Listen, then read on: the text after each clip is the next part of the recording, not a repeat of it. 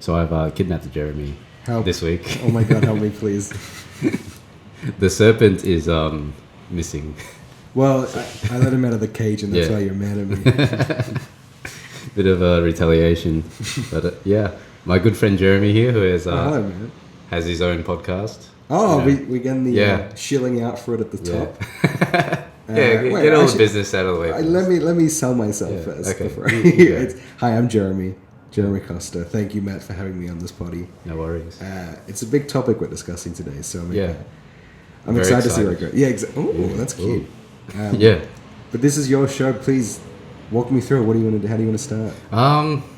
We just want to talk about the best TV shows and movies of the decade. Oh boy. What's really had a lasting impact on us. Oh man, this is so. Yeah. We were doing 5 each, Yeah, 5 each. bringing it to the table. I Yeah. wonder if we have any crossovers, because if we do, we're gonna Yeah. have to like get some honorable mentions out. I think movies would definitely have some crossover. Oh boy, yeah, that's interesting. I didn't even think Yeah. about that. A flaw in Yeah. our otherwise perfect plan. How should we do this? Should we go one TV show first and then one movie? Oh, okay, Yeah. yeah. Can I ask you how you approached the list? Like, I went with what is the most memorable experience, or like what I think is the best of the decade. okay. And I think the TV show is pretty obvious. Oh boy, now that's a big call. I don't. And for movies, it's I remember watching this that many times in cinemas. Okay, sure. Yeah, just the ticket stubs. That's how you do Yeah. it. So how did you approach the best? Like, what for you The is best. the best? Well, I thought about story first, Mm-hmm. and then I thought about execution, and that's like cinematography and all that. Okay. So it's obvious what my first movie would be. All right. Do you want to just hop into it? Okay, yeah. So is this in any particular order? Did you I rank put number them? ones. Yeah, so I think my first one is definitely number one, and the All right. rest Should we go is, from 5 to 1? okay, we'll do Bottom 5 to top. We just bottom get top. keep the suspense. Yeah, keep the suspense. Hello, All right. you're gonna sell it to these people. Okay, so movies number 5, Oh yeah, here we go. La La Land. Oh boy. Ooh. Oh, now Was that that- is. Was that 2016's Yeah. Oscars? Yeah. Did you see Moonlight? I saw Moonlight. Did you- I did thought you- it was good. Yeah, so but it was I thought fantastic. I thought it was absolutely fantastic. Mm-hmm. But I felt like the story felt a bit lacking. Sure. Okay. But everything else, cinematography wise, Look, I do have a big bias for La La Land, I definitely do. because I saw it in Los Angeles when I was there. Oh yeah. And as a man who doesn't travel too often, it was a pretty nice experience. But Oh yeah. Must have been like, oh, look at that. That's yeah, that's exactly. that. Yeah. And that movie was awesome. For a musical too. I actually don't mind musicals that much, but I don't seek them out. And it captured the vibe so well. Yeah. Why is it in your top 5? Because it's like, well, for most of the movie, it's so like, what happy or whatever. It's so like and the cinematography is so technicolor and so, say, practical, and it's like set design, and it's so like stylized, and that that it's not old school, but that perfect version of LA where you move there and you make it successful because you got a great mind or whatever. It's the dream. It's the Hollywood It's the dream, and then it ends in this more realistic standpoint where it's just like, oh, sometimes you do achieve your dreams, but it's not the way you think. Exactly. Not everything goes your way, and there's Yeah. always something that you get. That sequence Yeah, at the end where she, I guess spoilers for La La Land, when she comes into his new restaurant after the time jump. jazz bar. In the jazz bar, and that whole what if sequence is just beautiful. And did you cry the first time? I think I did. Yeah, I was like, oh, Bawled my eyes out. Yeah, Yeah. it was beautiful. And just the pool scene where the camera is spinning in the pool and it goes around. It's on that rig. Cinematography is gorgeous. It's so dreamlike. Yeah. Like, And speaking of dreamlike, oh my God, Ryan Gosling. Ryan Gosling. And If Emma there was Stone. ever a man. He is more than man, my friend. Oh yes. But he and Emma Stone, their chemistry is brilliant. Oh yeah. The way they dance and I don't know, the sing. But Ryan Gosling has this kind of charm, his effortless charm that drags over, and it's beautiful. Well, he's says so much without saying anything. Yeah. And she's, they both go into it all out. Yeah. Because it wasn't supposed to be Emma Watson. Yeah. I think it was with Emma Watson. Yeah. And I don't know how that would look. No, well, after Beauty and the Beast, I guess we know the singing wasn't up to scratch for some of it. But Emma Stone nails it, and they both just got this easygoing chemistry that makes it really impactful at the end. Yeah. Like, there's just a relationship that helped them find who they are, but oh boy, they were good together. Yeah, and I think one of the most relatable things is that they both seem like just normal people. I mean, like, their singing and dancing is nothing spectacular, but it feels like just normal people singing and dancing as they would. But it's just in this hyper realism or like hyper Hollywoodism of like, this is what they think they look like. It's taking the optimism of like 50s cinema and splicing it into 2016. Yeah, I guess that's a lot of what Damien Chazelle drew inspiration from. That's what I feel like. Yeah, exactly. It's probably what he grew up on. All right, shall I go with my... Yeah, we'll go with your one. Number 5 of the top 10 movies of the decade. 5. Oh, you do it so much better than me. That was really nice. Number 5, I'm going to go with a comedy off the bat. Oh. A lesser seen comedy. You've probably seen it. But I'm going to go number 5 is The Nice Guys. Oh, yeah. With, another Gosling. And Russell Crowe. Oh. Directed by Shane Black. This is not a duo that I imagine would happen before this movie came out. Absolutely not. Where did this come from? Gladiator? Yeah, Gladiator and...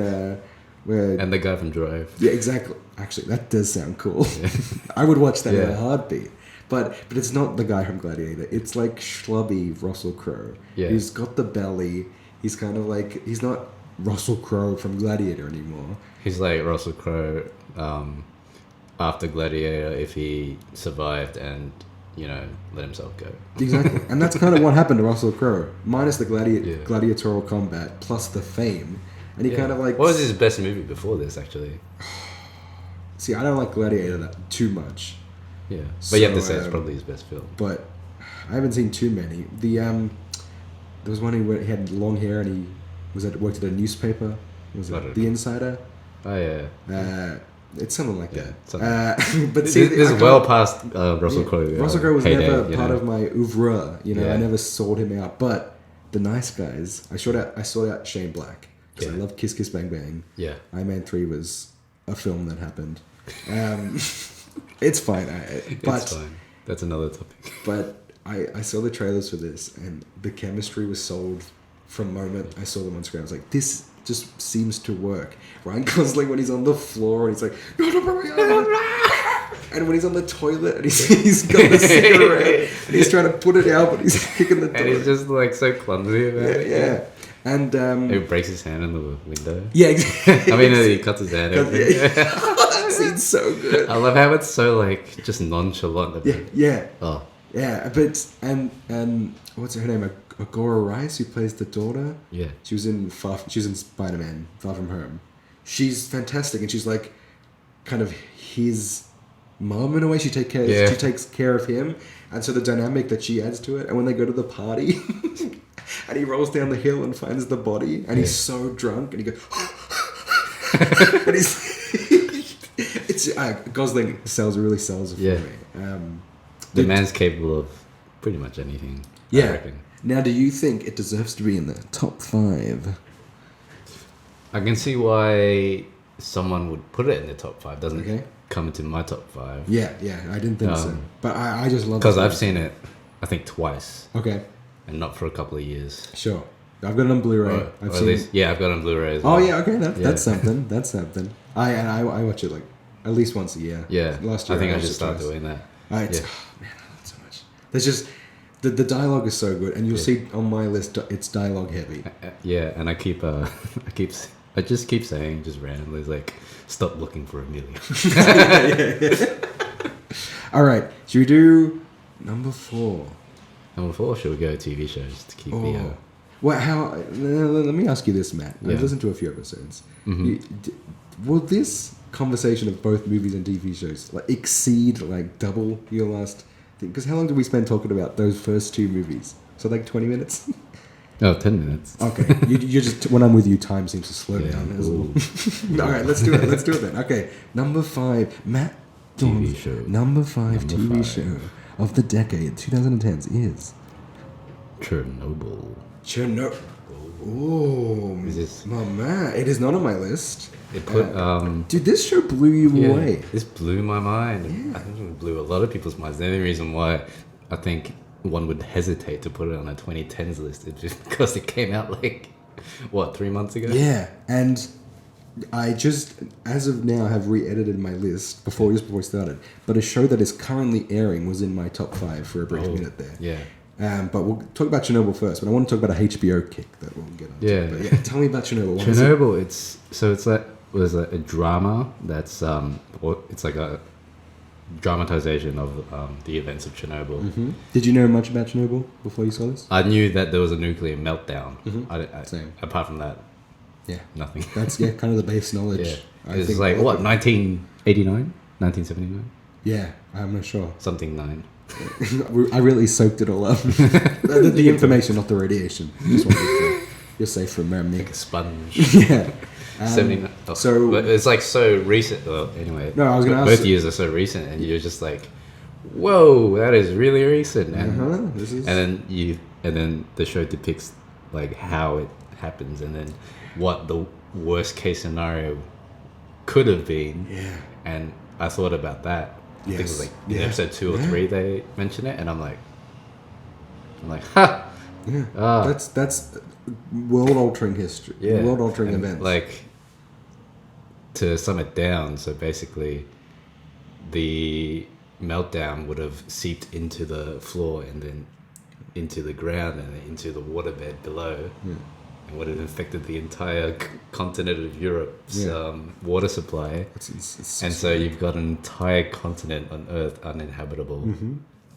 and it's just Well, uninhabitable by the current Earth humans. yeah. We'd have to Never adapt. know what adaptation's going to occur. And just the way that the show starts, just like a few seconds, or as they melt, Yeah. the first I explosion. think the first episode is what is it? It's called like it's like literally the time of when it yeah, happens. yeah. It's amazing. That's where you start, Yeah. and then you unravel what happened, because that's the only way to tell that story through the eyes of the people who are Yeah. experiencing it. It's so intriguing, And there's so many brave individuals. yeah. Just their stories, finally getting a wider audience and being told Yeah. to people who really don't know about, the events that took place Yeah. there. And I really I leaned into the Soviet political side of it. Sure, okay. Just because it doesn't fascinate me. It quite disgusts me. The Soviet, It's- the communism. it can be fascinatingly disgusting. It's quite fascinating that of how the communist state works. Yeah. And I'm just like, this is fucking scary. Yeah. Did you? Yeah, just the way they're trying to save face over saving lives. It was like, what was it? The Soviet Union is not capable of nuclear disaster, so therefore it did not happen. That was an Bizarre. actual line. That's it's holding fast on that same. And I'm just like, holy shit. And then pretty much, I think it's like every single like 5 minutes, like there's graphite on the roof, there's graphite on the floor. Yeah. And then just like, holy shit. Ignoring, and it's a beautiful looking show. Doesn't shy away from the horrors of what happened. Yeah. And they show it. They make you sit there and watch it. Speaking of Russian politics, did you see The Death of Stalin? No, I haven't, All right. actually. Well, if you like Russian politics, this is But I know of the death of Stalin. yeah. Oh yeah. Plenty It's of about- research into that. Well, the movie is just as intriguing, if not as serious and as Chernobyl or the actual Russian history of politics. Yeah. But it's hilarious nonetheless, if you like that sort of Yeah. thing. But Probably have to check that out. Chernobyl, top, not in my list, unfortunately. I liked it, but it didn't blow me away. Didn't blow you away? I think the I've hype, already seen it twice. you would love it. It's so that's great. I loved how, and did you love how the last episode Yeah. was just the courtroom? So good. Yeah, Oh. it's spectacular. And you love your courtroom dramas. Yeah. Yeah. That's it's just a really good, well told story, and I like 5 episodes. Or was it 5 or 6? Five. Yeah, Five. 5. That's it. Here's your story. Nice and simple, nice, short, sharp. Exactly. Easy to do. And that's why I put it on. Because Yeah. it was kind of just, it was just in and out, and then I sat on it for a bit, and I'm just like, oh. Well, Yeah. speaking of HBO knowing what they're doing, nice segue into my number Yeah. 5. Honorable mention, it was just knocked off the list, but the show I was talking about in reference to currently airing is Watchmen. Mm-hmm. It didn't make my list, but it was so close to. But it hasn't finished airing, so I don't know how it's. It's gonna quite work. recent, isn't it? Yeah, it's up. There's 6 of Maybe 9. next decade. Yeah, exactly. But I don't want to be forgotten now. It's right there. Yeah. It's But we'll put an phenomenal. honorable mention. Exactly. I haven't seen it. But- I've seen the movie. sure. Yeah, we've all seen the movie. Have you ever read the comic? No, I haven't. Okay, yeah. Not at all. It's, I know nothing about the comic. oh, really? So Yeah. it's similar to the movie. The ending's different, but the Dr. tone. Manhattan. Yeah, the tone is what you go for in the in-depth, and the show is a direct sequel to the comic Yeah. because it deals with the. But there's effects. no sequel. There's not a comic sequel to the comic. No, is there is not. So this is all original. original adaptation, and don't get scared by, another HBO show that we won't name, and how they strayed from source material when they didn't have any, because Watchmen is nailing it. But my 5th best of the decade is HBO's Barry. Sorry, Bill Hader. yeah. Have you seen Number it? 5. No. Oh yeah, number 5. Number 5. Number 5, It's a TV show Jeremy. with 2010. But Barry. I gotta get you to announce all night. Yeah, Barry. I love it. Created by Bill Hader. Yeah. Starring Bill Hader. I think I've heard some stuff of this over the past year, but it's just under the radar. Yeah, a little bit. Because I started watching. I think I started watching when I heard season 1. It was really good. I read a lot of reviews online, and they said season 1 was fantastic, and they're gearing up for season 2. And I was like, I'll give it a go. Bill Hader's fine. I like him when I see him, but I'm not a huge fan. Barry changed all of that because he is incredible, and I love Bill Hader now. And season 2 Bill is Hader's amazing. yeah, season 2 is phenomenal. It's so good. So Barry is about a hitman who gets a job. He's a target, and the target is in an amateur acting class. Well, not really amateur. They're just trying to be an actor in Los Angeles. And so Barry joins the class to get closer to killing his target, but then decides he wants to be an actor. So it's about a hitman who decides he wants to be an actor, but the other side of his life, the one where he kills people, he can never really shake it. And it goes from there. Oh, that sounds like a very unique story. Yeah, it's great. It's great. Henry Winkler from the Fonz from Happy Days. He is the acting coach in it. He won an Emmy for it I think this year. It's his first Emmy. I'm pretty sure. Don't quote me on that, but I think so. And Darcy Carden from The Good Place, who plays Janet, she's in it too. Yeah. But Bill Hader's, he's so good. He plays the emotions of a man who doesn't really know what emotions. He hasn't really grappled with what emotions are. I saw a video essay on this around the time Avengers Endgame came out. Nice, nice. And I think it was portraying a fight scene. Okay. Yeah. Yeah. And I guess the way, I just from watching this one clip, the way it flows into its action from its dialogue, Yeah. and how the action actually means something. Oh yeah. I'm not saying the Avengers Endgame stuff didn't mean No, anything. but there is some in those Marvel movies. Yeah, It doesn't. it's just like big third act kind of thing, where this actually there's a consequence and a reason for everything that happens. Oh, hell and yeah, I really want to get into that. And it's like it's black comedy. I mean, I Yeah. put Oh, yeah. the nice guys on there. It's black comedy. Get a little sniffles when you're, Yeah. you're like, It's season 2 blew me away. I will be back for as long as it's on. But I think more people should watch Barry. And it's only half an hour episodes on Half-an-hour episodes, HBO, right. so you can fly through the 2 seasons. That's quite rare. Yeah, it is. It is. And they're telling these nice and synced stories. And some episodes are just some of the best TV that's going around right Yeah. now. You're going to hear that phrase a lot from Yeah. me, I think. I'm really hyped on the ones I really like. Anyway, Yeah. sorry that I'm a real big fan of Bill Hader, so Oh yeah, then you will love it. Yeah. Dude, then get on it, baby, because will. he if you love him now, you ain't seen nothing yet, brother. All right, are we going back to movies. movies? Number 4, Number 4, movies of the decade by Matt Dillon. Interstellar, by Christopher Nolan. Oh my god, Number 4. Number 4. And now are you not putting multiple directors on? You're just sticking. With I didn't put multiple directors on, and I had so for my number 4 and number 5 selections. Yeah. I had a toss up between Christopher Nolan. The other one was Inception. Yes. Oh my god, I love Yeah. Did that come out 2010? 12 12. or 11. Okay, we're around Yeah. there. Okay. I believe. Yeah, I Son of believe Sean. it was. It was Inception, 1 year gap, and then The Dark Knight Rises. Oh man. Or yeah, Oh, we could have a whole Dark Knight Rises we're discussion. gonna have a Nolan discussion. Because I've laudably said for years that he is my favorite director of all time. That has since Nolan? changed. Yeah. But Interstellar is phenomenal. Yeah. Please. I'll get into. Why is it your favorite? Why So is it your favorite? just quickly, the other one that I had to toss up with La La Land was Whiplash. Let's save that discussion for later, please. No spoilers on the list, but let's save the discussion for later. So the reason why I chose Interstellar Yep. was because, well, when I first watched it, I was kind of a bit, not but like I was like, oh, that was a good movie. It wasn't great. Yeah. But the more I sat up on it, and I came from a background of science. Mm-hmm. In high school, I studied science. Okay, And I so, did not, yeah. so it blew me away just from that. Yeah, and so the concept of actual like relativity, science, and as a filmmaker, being able to say put on screen what the theory is of what we don't know, Yeah. and putting it as science fiction, Yeah. and being like, this is what it could be, and as if Nolan so puts like.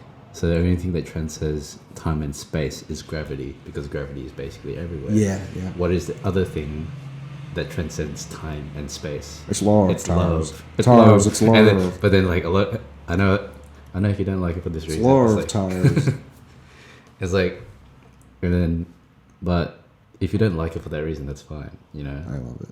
But I love it because it's so like, It's so cheesy. because it's such an abstract thing. They'd be Yeah. like, of course it would be that. Of course. Because to survive, we really don't need love. Okay, wait, hold on. I may immediately take that back, because you have got to love your babies when they come out. But if you're going bare knuckle to survive, love isn't like makes you It's weak. yeah. Like it makes you second guess and But so it's what do also you the need? reason why you succeed. Exactly. Yeah, it's beautiful. It's amazing. And that- yeah, it is cheesy, but It's so cheesy. Nolan, When I first watched it, I was like, why would he? Because I knew Nolan was like such a thoughtful Yeah. director. I'm like, guys, it can't just be love. It must be more thoughtful. no, but it's But it is. it's I like it. I love this movie. The scale of it is Yeah.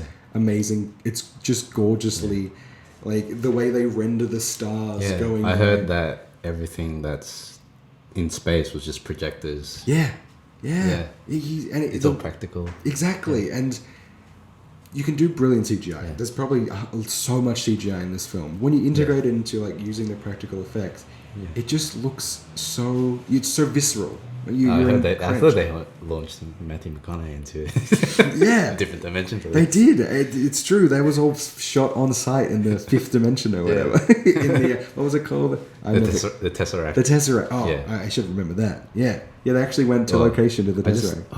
also the black hole scene on Gargantua. Is that the planet? Yeah. Yeah, with the waves. Oh my gosh, so good! And then when they go down the to the soundtrack's planet, just like yeah, ticking. every Nolan has the soundtrack that even in Dunkirk the ticking Yeah. works so well. Yeah. But when he's on In when this the- one, it when- kind of creeps up on you. 'cause Oh, yeah, it's just yeah. like, I think it starts off really slow. I keep watching this. yeah, It's like yeah, it's I like- can tell. It just starts off slow and it keeps picking up, picking up, and then hits a crescendo when the wave hits. Yeah, You're just- oh, yeah, it does. And then when they leave that planet and Yeah. they go back and And it's 23 years have passed, and then he sees his whole like his sons, Yeah. gotten married, had a Yeah. kid, Disillusionment as the well. kid died. yeah, oh, that's right. Yeah, all in the space of like a minute. Yeah. He was- Oh, dude, you're gonna make me cry Yeah. just listening to it. and it's just like, oh my god, Yeah. Ah. 23 years passed just like that. So the concept is brilliant, and it's just based on things we will never understand. And or it's see. so hard to just. well, maybe I won't understand. I can't imagine being able to concept that into a putting that as a conception idea and then Yeah. putting it on the page with a script. Yeah. Much less being able to put that script onto the screen. yeah, and then pulling it off and making it Yeah. coherent and beautiful and well shot and well executed. Yeah. Nolan's a master, man. His film Inception is one of my favorite films of all time. Yeah. Did not make this list. Didn't make this list. No. I think the No Nolan films Yeah. made my list. Shocker. shocker. I want to start. I want to swing central, Yeah. and I'm gonna get to my number 4. Number now, 4. before I do that, I should really look up a pronouncing of the director's name, but I'm gonna just charge ahead and go through it. My number 4 film, and tell me if you've seen it and if you like it, because it is a hit or miss for some people. The Lobster from 2015. I haven't seen it actually. Have you not seen The I have Lobster? seen the Blu-ray, Now, as in the box. I walked past the movie poster when I was going to a ride on the train. Now, I'm going to get you, just going to throw you under the bus. How do you pronounce that director's name? Yorgos Lanthimos? Is that how you say it? How would you say? Yorgos Lanthimos. That's the one. Yeah. What I'm going to do is splice that in whenever you want to hear it, ladies Yeah. and gentlemen, because that was beautiful. So it stars Colin Farrell. Yeah. Ooh, And Colin Farrell. I think Love you some Colin Farrell. Colin Farrell, and yes, it's Rachel Weisz. Olivia Colman's in it too. Oh Jesus! John C. Reilly's in it as well. The I have Lobster. not heard of this. Really? So it's from 2015. Have you heard of? I'll say some other movies he's directed. Have you heard of The Killing of a Sacred Deer? No. No, okay, same director. Anyway, I'll go into The Lobster because The Lobster is a black comedy kind of thing. It's set in a world, it's set on Earth, but it's set in like a version of world where, I think it's not infertility, but people aren't having as many children anymore. Mm-hmm. So they're being forced to partner up and have babies. And if you're single by the time you're like, I think it's 40 maybe, you are taken away and you're put, or you like have to volunteer. You're put in the sex labor camp. yeah, and they just push you into that. No, you go to a hotel with all the other people who haven't found partners, and you have, I think it's a week or a month. There's an indeterminate amount of time, but it's pretty short, and you have to find someone, partner up with them, or you get turned into an animal of your choice. And that's why it's called The Lobster. That's why it's called The Lobster, because he said if he doesn't find love, he will choose to turn into a lobster. Yeah. Why is this movie great? Okay, yeah, that's a great question. Yeah. It's a black comedy, but everyone in it, they don't act the way you and I act. The emotions they're muted, so like people will react to outlandish things or violence with just kind of a shrug or it doesn't really seem to affect them because the world is so different to it. So the word has gone so absurd that anything absurd is just normal. Yeah, it's Okay. kind of it. But that's I can kind get of that is a theme amongst most of his films. The Killing of a Sacred Deer is the same. Yeah, sounds like something crazy. Everyone reacts deadpan. But so this movie follows Colin Farrell as he finds Rachel Weisz and they start falling in love in this world. But they don't really know how to fall in love, so their conversations are mostly through facial expressions sometimes and like following Is the it rules just of- really awkward? Yeah, exactly. But it's like, the But awkwardness makes it funny. Exactly, but Oh, not okay. even that. The awkwardness makes you see how real their love is because it's Okay. in the little moments. Oh where yeah, I get it. I get it. But but they don't want to be forced into this structure, so they try to get out and they find some rebels, and and they fall in love anyway, so it works. yeah, but then it's the conversation starts at like the government and opposing to a government. It's the Star Wars, the Empire, and the Rebels. It's the same thing. Even if you think you're the good guys, what kind of rules and assumptions are you working under when situations call for it? Ooh. But it's framed in this weirdly awkward. It's like a deconstructionist thing of between the thought of good and evil. Hey, look, I wish I could phrase I'm pretty it as sure well this as you director's a big fan of philosophy. He'll have to be, yeah. You can't walk away from one of his films and not think about any sort of philosophical questions. But I highly recommend it, and I will say, and this is rare, this is not for everyone, because I know a few people have seen it and did not like this film. But Yeah. I finished the film, and I bawled, I sobbed, and I haven't sobbed in quite a while. I sobbed for about 7 minutes, just straight, uncontrollably. Oh, Because it's just emotionally so wonderful and interesting and complex, from my point of view anyway. And that's why it's my number 4 movie of the decade. Sorry, sugar, damn it! All right, all right. okay. On to the Number 4 movie. television show. Matt Dawn stepping up to the stand. Number 4. This one's gonna be real good. Oh, is it? It better be. It's number 4. I got you to watch it. Okay. Number 4. Oh yeah. Dark.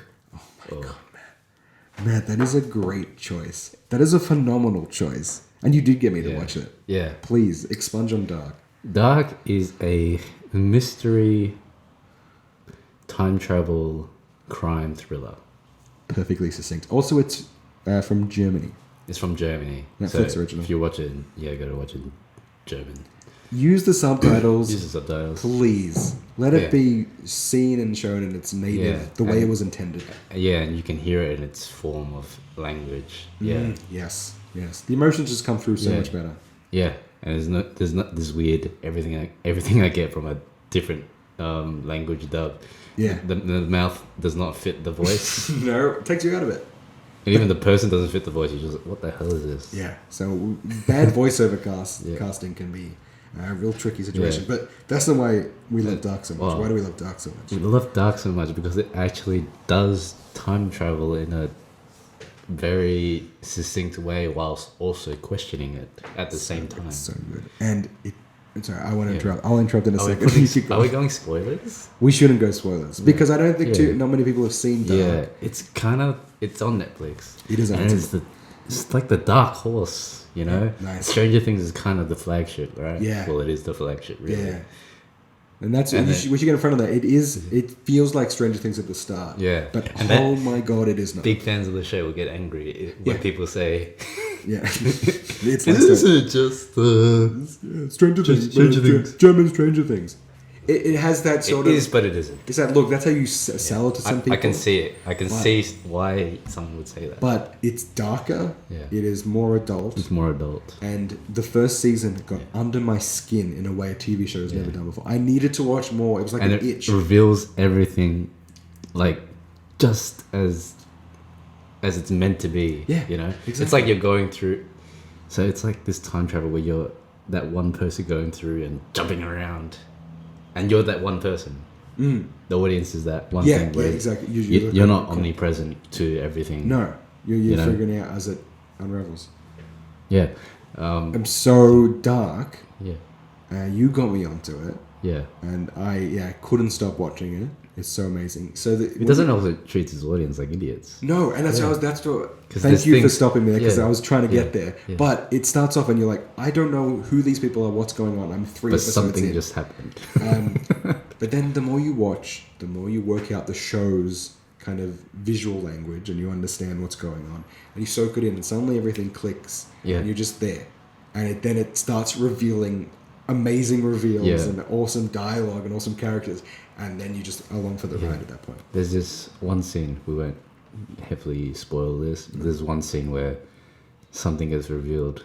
Oh my god. Yeah, I think you know the scene I'm talking about, where it's so subtly revealed, but it can't be so, but it's like not subtle enough to be like, they're obviously planning to reveal this, but not telling us. Yeah. They just show us. Yeah, exactly. And that's the whole series. There's no like, oh, that's that. Or you see a flashback to something that reminds you. It's just there. this Pay one attention. subtle thing, and your brain connects the dots automatically. And I thought I was clever at the time, but looking back on it, I'm like, no, that's on purpose because they're treating us like adults. Yeah, and not that's children. the show is clever. Yeah, exactly. It makes you feel clever watching it, and that's just a selling point in and of itself. Dark is amazing. That's a great choice. 2 seasons are finished. Oh yeah. So it's going on its 3rd and final season next year. And yeah, it's one of those things where, well, they could probably milk it out. You know, time travel, you know, you can milk anything out in time travel. But they have a story they want to tell. They have a story they want to tell. And I guess it makes sense when you watch it. It makes sense to be like, of course it's 3 seasons. Yeah. And the whole thing is a symbol. It has 3 things. Yeah. So. they know what they want to say and how they want to finish it, and they're going to do it. And it's very German, and it's very, very good. It's also got like discount Mads Mikkelsen. It does have discount Mads Mikkelsen in it. And he's fantastic. Yeah. Should I go to my number 4 TV show? Number 4. Now this one, I guess I'm gonna say this is my favorite TV show of all time, but it only made number 4 because I don't think it has the worldwide appeal. I don't think it's as important. But if someone asked me what's my favorite show of all time, my favorite show of all time is New Girl, and that's number 4 on the list. Really? New Girl. Why is it not number one? That's what I want to. Because I think the shows that are above it, I think the stories they're telling are more They're more difficult. but this is your personal This is favorite. personally my favorite, and it's because Yeah. it's easier to watch as Yeah, well. yeah. I know. Because I can put on an episode of New Girl at any point of my day, no matter how I'm feeling, no matter what's been going on. I can sit down for 20 minutes and watch New Girl and be thoroughly entertained and Yeah. laugh about once every 30 seconds because Yeah. it's so funny. That's Zoe Deschanel, right? It is Zoe Deschanel. Don't come for the adorkable Jessica Day because that's how they sold it. They sold it as Zoe Deschanel is adorkable and watch her be cute with big eyes. She's great. She's fantastic in it. But so is the cast. You've got Is it Laugh Track? no love track. No, No. thank It's a single cam sitcom. Oh. So like in the vein of actually that show's coming up on my list too. Or is it? Actually, I should check. I think it is. There's like not the Big Bang Theory where it's Yeah, like yeah, an yeah. audience there and they laugh. Not How I Met Your Mother. It's like a single cam sitcom. There's a pause for the laughter. Yeah. There's no pause, Yeah, it's like- and that's what makes it funny because the timing on the show is so brilliant. Yeah. but it's the history between the characters. So you have Schmidt, Nick, and Winston, and Cece. They're like the roommates, and they are some of the funniest sitcom characters of the decade. Yeah. Personally, I love them so much. The actors grow into the role, and you can see the show start to develop. When it's like, all right, it's not just Zoe Deschanel that is bringing the audience in. It's everyone in there, and then so they grow the characters, grow the relationships. And season 2 is just phenomenal. They ended it really well, and it's such a solid run of very Oh, funny it's finished. episodes. Yeah. It's They didn't milk it. Yeah. No, 7 seasons. Seventh season was Yeah. 6 episodes, 8 episodes. Yeah. Because they just wanted to finally wrap it up, just give the fans what they wanted, and It's not like How I Met Your Mother. who just went on and on and on. On and on. And I really love How I Met Your Mother, but Yeah. I actually kind of like the ending the more I'm removed from it. Yeah. But that's another podcast again. Yeah. it's- But New Girl is some of the funniest TV I've ever seen. Some of the smartest jokes and the best setup, punchline delivery, timing of a sitcom at this decade. And yeah, it's hands down my favorite show. Have you seen many episodes of New Girl? I've seen a few. Okay. Seen a few. I've caught a few at your place, Mm-hmm. and I've caught a few on TV when they're on. Yeah. I always get a good laugh. Yeah. Always. It's You know? yeah, exactly. Even if you And- don't know the characters. Yeah, and to contrast this to How I Met Your Mother or Big Bang Theory, every time I watch that, I'm just like, That's a good I'm like, Big I Bang get Theory why reference. they put a laugh track there. Sure. Yeah, exactly. To pad the runtime. Well, That's for me. everyone's awkwardly staring at each other. Yeah. And I go for more comedy stuff. You might see more comedy, more Yeah, sitcoms. your one's a lot more comedy than I love mine. my comedy Yeah, because- you love I've only got. I think I've got the one comedy. That's that's fine. These your films Yeah. are probably more grappling with heavier things and more real than my ones. But I just love to laugh. Anyway, Yeah. are we back to TV? movies. Oh, that's what I meant. back Yeah. to number 3 movie of the 2010s by Matt Dillon. Number 3. Oh my god, does it so much better than me every time. I love it.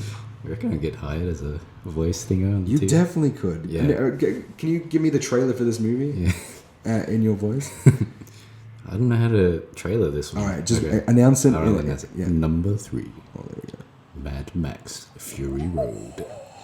Hell yeah, dude. Oh. George Miller. George That's it. That was 2016. Director of Happy Feet. That was 2016. Director of Happy Feet. 15, I think. 15 or Yeah. 14. It was around then. 15. Between 14 and 16. I think you nailed it with 15. Dude, Holy shit. please don't shut up about this movie because this Holy movie is shit. amazing. Okay, this movie is balls to the wall. Let's be honest. First minute, you are gripped Uh-huh. to the final second. Yep. And Yeah. it's so simple a plot. It's so simple. So the plot is, what is it? God. Max gets captured, Matt gets captured tries by, to survive. by a woman who's trying to smuggle out. Yeah, free some slaves. Yeah, free the sex slaves. Yeah. And yeah. That's kind of the movie. That's it. That's and the action. The action. Speaking Oh. of a director who expertly knows his craft, George Miller, he just made an action masterpiece. Oh it's my a visual masterpiece. And it's so like it's in its own world as well. I love that. Yeah. How it just doesn't need to explain anything. No, exactly. There's like what is it? I don't think there's like barely any dialogue for like an hour of this movie. It's visual storytelling. Yeah. You can see by the way the characters look at each other and the way they act, the way they move. You know the whole story of the emotional crux of the scene, and the way the action is directed. Oh boy, I've watched video essays on this for so long, just seeing how it's done. And like, I think the two leads, Tom Hardy and Charlize Theron, they do not exchange a lot of lines at all. They're like, they just exchange looks. Yeah. And there wasn't a script. It was all storyboards. Really? Yeah. That's of course it had to be. Of course. Imagine putting this in a script. It's like 5 Mad Max hangs from the swinging stick thing. He goes up and down, and then something explodes. They drive. Yeah, this movie's phenomenal. Yeah. Oh my god. And it's just, I love how everything's practically shot. Mm-hmm. All the cars. And then there's a shot where the truck, what is it? What's the truck called? Oh, I do not know. If you could pull the truck's name, I'd be very impressed. Yeah. Well, anyway, so it's got like, there's got like a personality to each of the, well, at least the main vehicle. Yep. Which is the truck that they smuggle things in. Mm-hmm. Now, I've seen, as I said, as I bragged about before, I've seen video essays on this, but we can't exactly recall them, did we? No, but to try and describe how your eye is moved through the movie, it'd be like there's a scene where there's motorcycles jumping up over the truck and bombing it, throwing fire on it. Yeah. And it shows that as the motorcycle enters the frame from the left, because you read left for right, it enters the frame, and then there's a cut, and then it puts the cut starts with the motorbike now in the middle of the frame, and your eyes follow it over. Then it cuts to the truck, which is in the middle of the frame, and then the door opens, so then you move your eyes to the right, and then it cuts, and then the motorcycle's there. It's directing your eye every time it cuts, every time the camera moves. Every single cut in this film is purposeful. Yeah, exactly. And it leads into progressing the story. Yeah, it doesn't try to hide the fact that Liam Neeson can't jump over a fence. So in Taken 3, it cuts like 11 times in 10 seconds because he can't do it. Yeah. It's a director and an editor working together. And it's storyboarded for it's been in production for 15 years or something. Yeah, exactly. And it's given full creative control, what he was able to do, it shows that he's a genius. Absolute genius. Proves that he's a genius. So number 3. Yeah. Number 3. What's your favorite part of Mad Max Fury Road? Oh, it'd have to be just after they get out of the canyon, and the motorbikes are following them. It's just the soundtrack starts swelling. It's my favorite soundtrack. I think it's my favorite soundtrack. Yeah, it's so good. Brothers in Arms. Okay, it's grungy and it's just you feel dirty listening to it, and the bass is yeah. It's just it gets you. I'm getting goosebumps. Right yeah, it's so good. It's so good. As I said before, like the truck has its own personality where it's it's putting like the front bumper into the sand so that it puts out the fire on the engine. Yeah. And then it lifts up and it's as if the engine's breathing again. Yeah. Oh, that's so cool.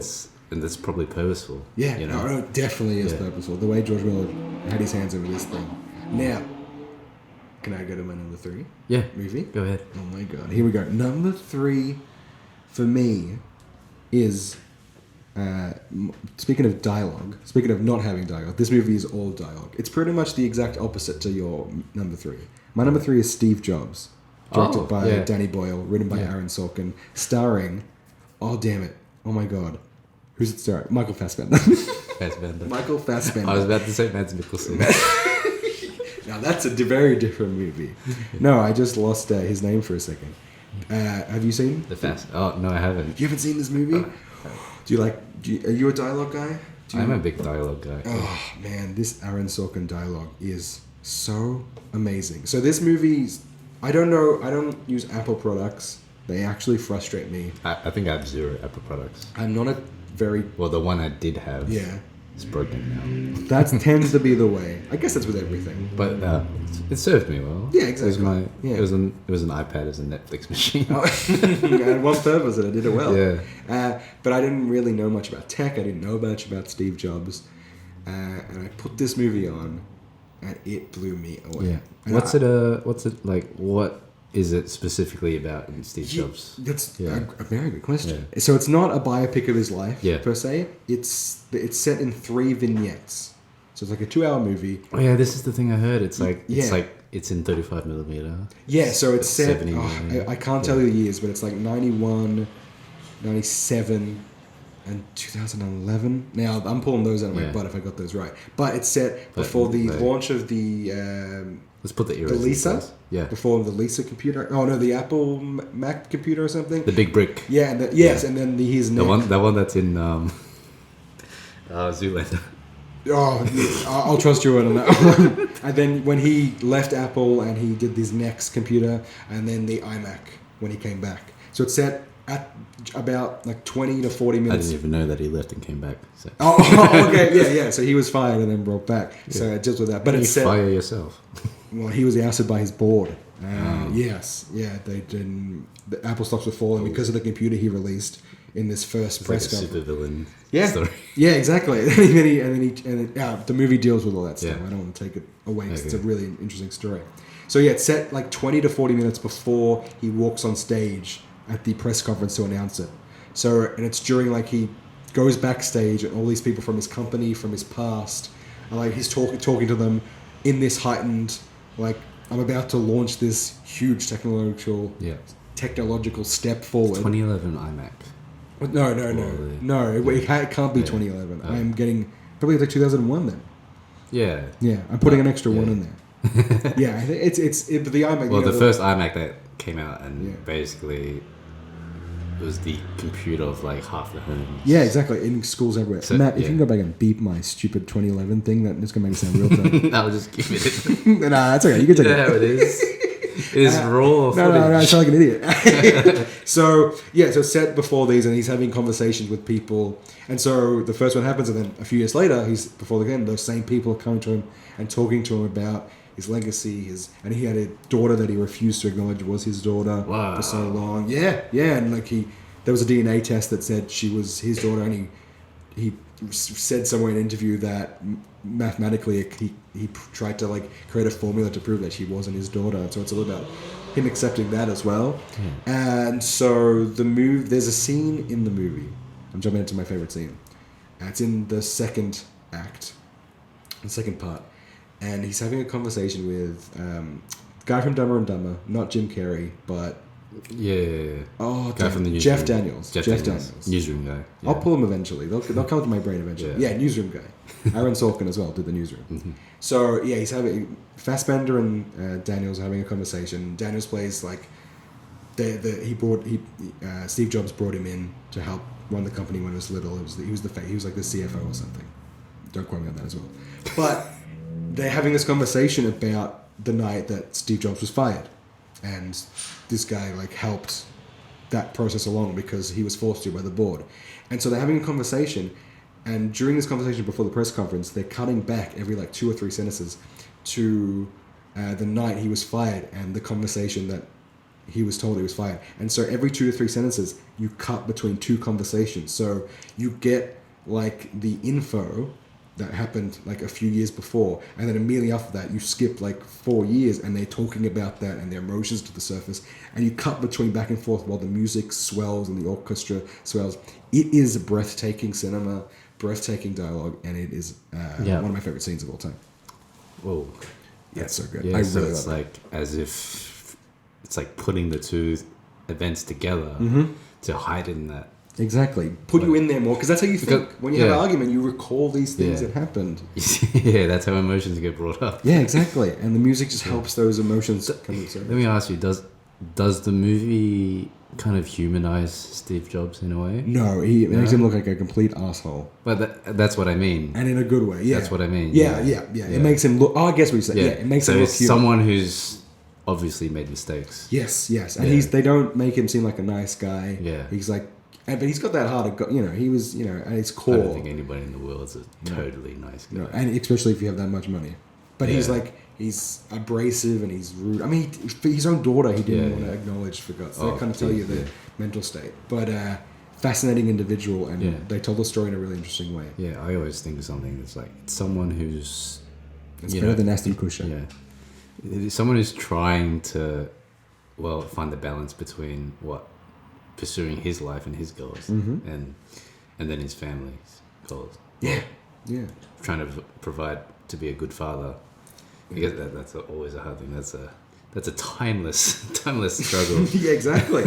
Yeah. Not that I know. No, you will one day, baby. One day. Get Yeah. over that. What was I gonna say? Oh yeah. I bet Keanu Reeves is a really nice guy.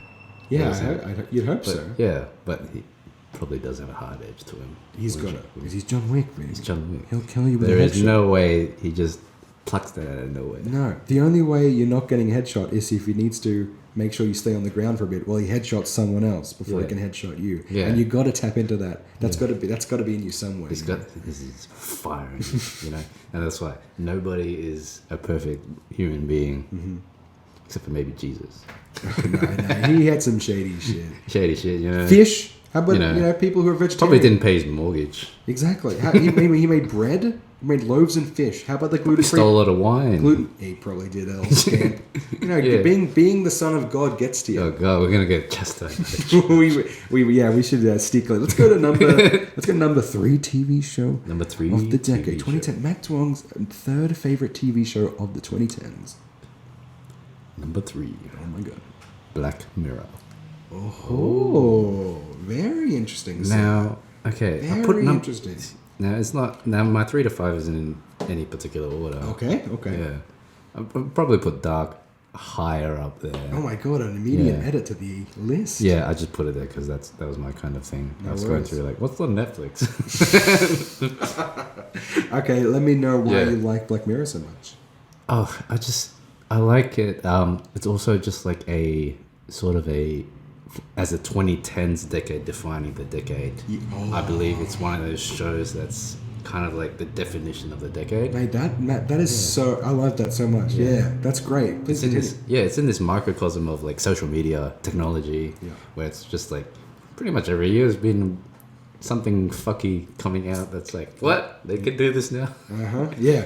And Black Mirror shines a light on that, being like, yeah, these cool things can happen and are going to happen, but we should think about what the fuck's what the fuck's happening. Exactly. Yeah. Wake It's up. so look. crazy. Yeah. Holy shit. Process what you're doing and how the Yeah, world's and changing. I guess there hasn't been much like, say, not anything that's like super amazing about the show.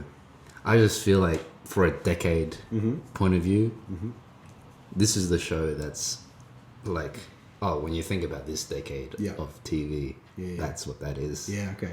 Yeah, much Yeah. like how Doctor Who's like the 2000s. I love Doctor Who so Yeah. much. Oh my god. Did you see the new trailer? No, I haven't. Series 12? I've seen like 5 episodes of Matt Smith. Oh, wait, you have it. Oh, okay. Yeah. With the way you gave it this reference, I thought you'd watch it. Oh, dude, No, it's I did watch it and then Yeah. went on Netflix. Now I don't watch it. yeah, exactly. There's a lot to catch up on, so Yeah. I understand See, that. I was like really into the David Tennant. Yeah, he's so good. I love David Tennant. Capaldi's. Yeah. Matt Smith was the first actor I got into, but Capaldi's so good. And Yeah. Whittaker's in it. I've seen a They're all couple amazing. episodes of Capaldi. Yeah, Yeah. he's so grumpy. I think that's why I like him because he's grumpy. Okay, so Black Mirror. I've only seen about half of it. Yeah. What, I think I've seen like the first 2 seasons or something. 3 seasons. Three The last seasons. one I saw. Yeah. I'm one away from the end of the season. I think it's about a journalist.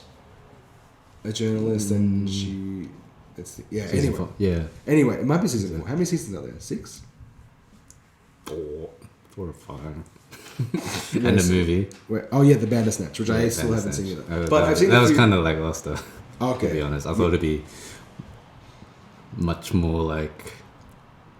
I thought it was going one way, but it didn't end up going that way. Okay. I thought it'd be something like there are so many decisions you make, but it is all like a subconscious thing. Yep. I don't know what you're talking about because I didn't see it, but Yeah, so it's like a choose your own movie thing. that's right. That's And right. That's cool. and then it's just a really fucky story, basically. Okay. Yeah. Okay. And it's like this, like it's like kind of a fourth world thing where you're like, That's good. you're speaking to the character in the film, Yeah. but okay. yeah, but I thought it was going another direction where Sure. being like, the film is controlling your actions. Ah, nice. That's cool. Yeah. That's what I thought it would That's be. very Black Mirror, I think. And to I'll be do. like, that is the when it was being announced and when it was coming out, Mm. I was just like, it's probably going to be one of those things that's going to fuck up a lot of people, right? Yeah. Like, that's what Black Mirror would do, but no, it Exactly. was just kind of like you're talking to the character and he's like having a trip. Okay. Do you have a favorite episode or episodes? I like that. Oh, so Black Mirror, if you yeah. haven't seen it, it's like an anthology sci-fi series. Yeah. So every episode tackles a different Yeah. sci-fi. Like I like mini that story. one where they can tap into other people's memories. That one's so for- good. oh, Yeah, I've seen that one. The Seed or something. It's yeah, called. something. Like, and Yeah. then it's like at the end, like there's a criminal and she spoilers. like kills a kid, like a little kid. Oh yeah. Oh yeah. But then there's like a fish in that room Yeah. that didn't get killed, and then Yeah. they put the fish, and then they find out she killed all these people. Yeah. The movies. That Social Credit one. yes. Oh, you with Bryce Dallas Howard. Yeah. Yeah. I was yeah. like, whoa, shit. that is reality But for some people at the moment. For China, yeah. Oh yeah, that especially No, China not there. not But I mean, some like, people. It's pretty much a third of the Yeah, world. third- at this point. I was thinking more about how Instagram slaves. Chairman Mao's design. going to be mad at us. Yeah. Oh my god, Winnie the Pooh man, he's gonna come get us. Oh god. Don't add this in China, by the way. No. Okay, Black Mirror, YouTube. not on my list. We haven't had any crossovers so far. We might have, Yeah, I we thought- might have stayed away. yeah. We have similar tastes. Yeah. This is the weirdo. Okay, did I do my number three? three, yeah. Actually, can we pause? I really need a drink of water. Yeah. All right, my number three television show of the 2010s. Marking the halfway point. Yeah, exactly. We're over the hump, as it were. Yeah. We've almost done an hour. Oh boy! You know what?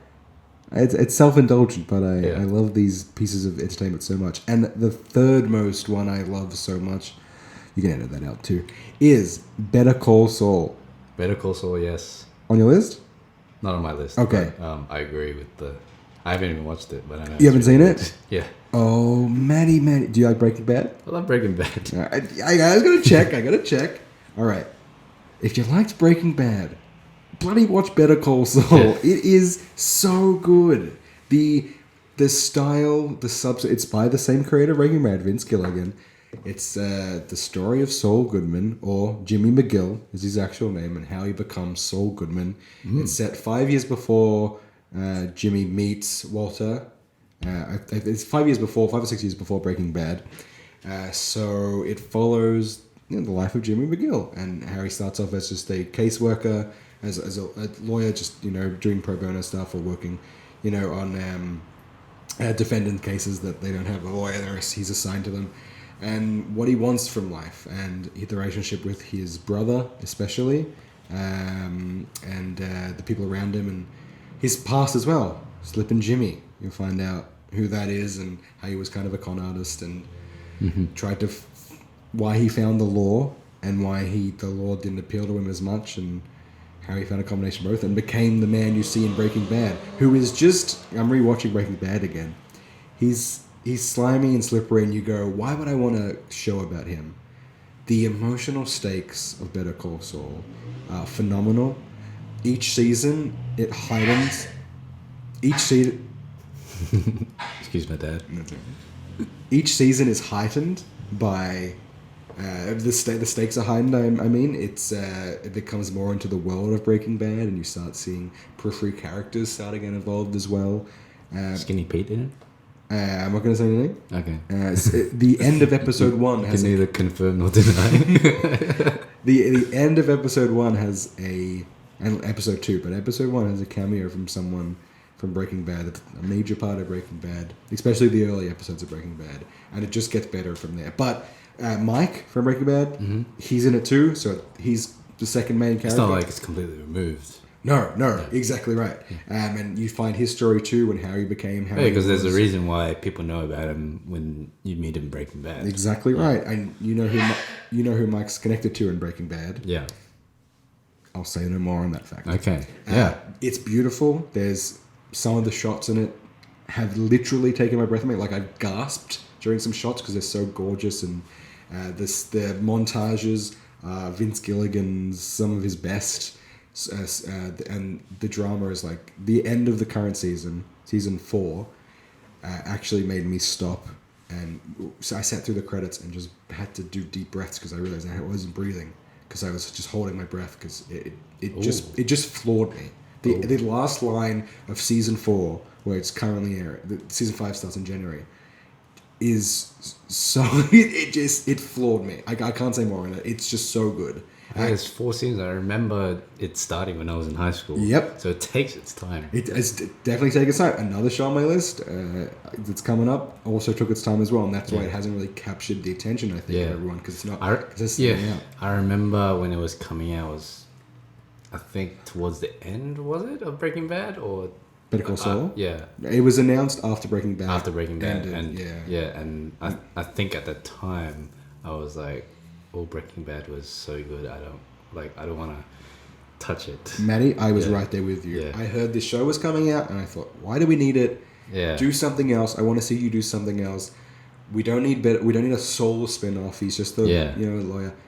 We need it. He is amazing. Vince Gilligan, do whatever you want. Yeah. Because Better Call Saul is... He's got the runs of the board to do it now. Exactly. To capture an audience, it's a bit different because there's no Breaking Bad, the first episode, a high school teacher has cancer and decides to start cooking meth and then gets into a altercation with a gun and, maybe police. Hell yeah. America. Yeah, exactly. It's full on. You haven't seen it.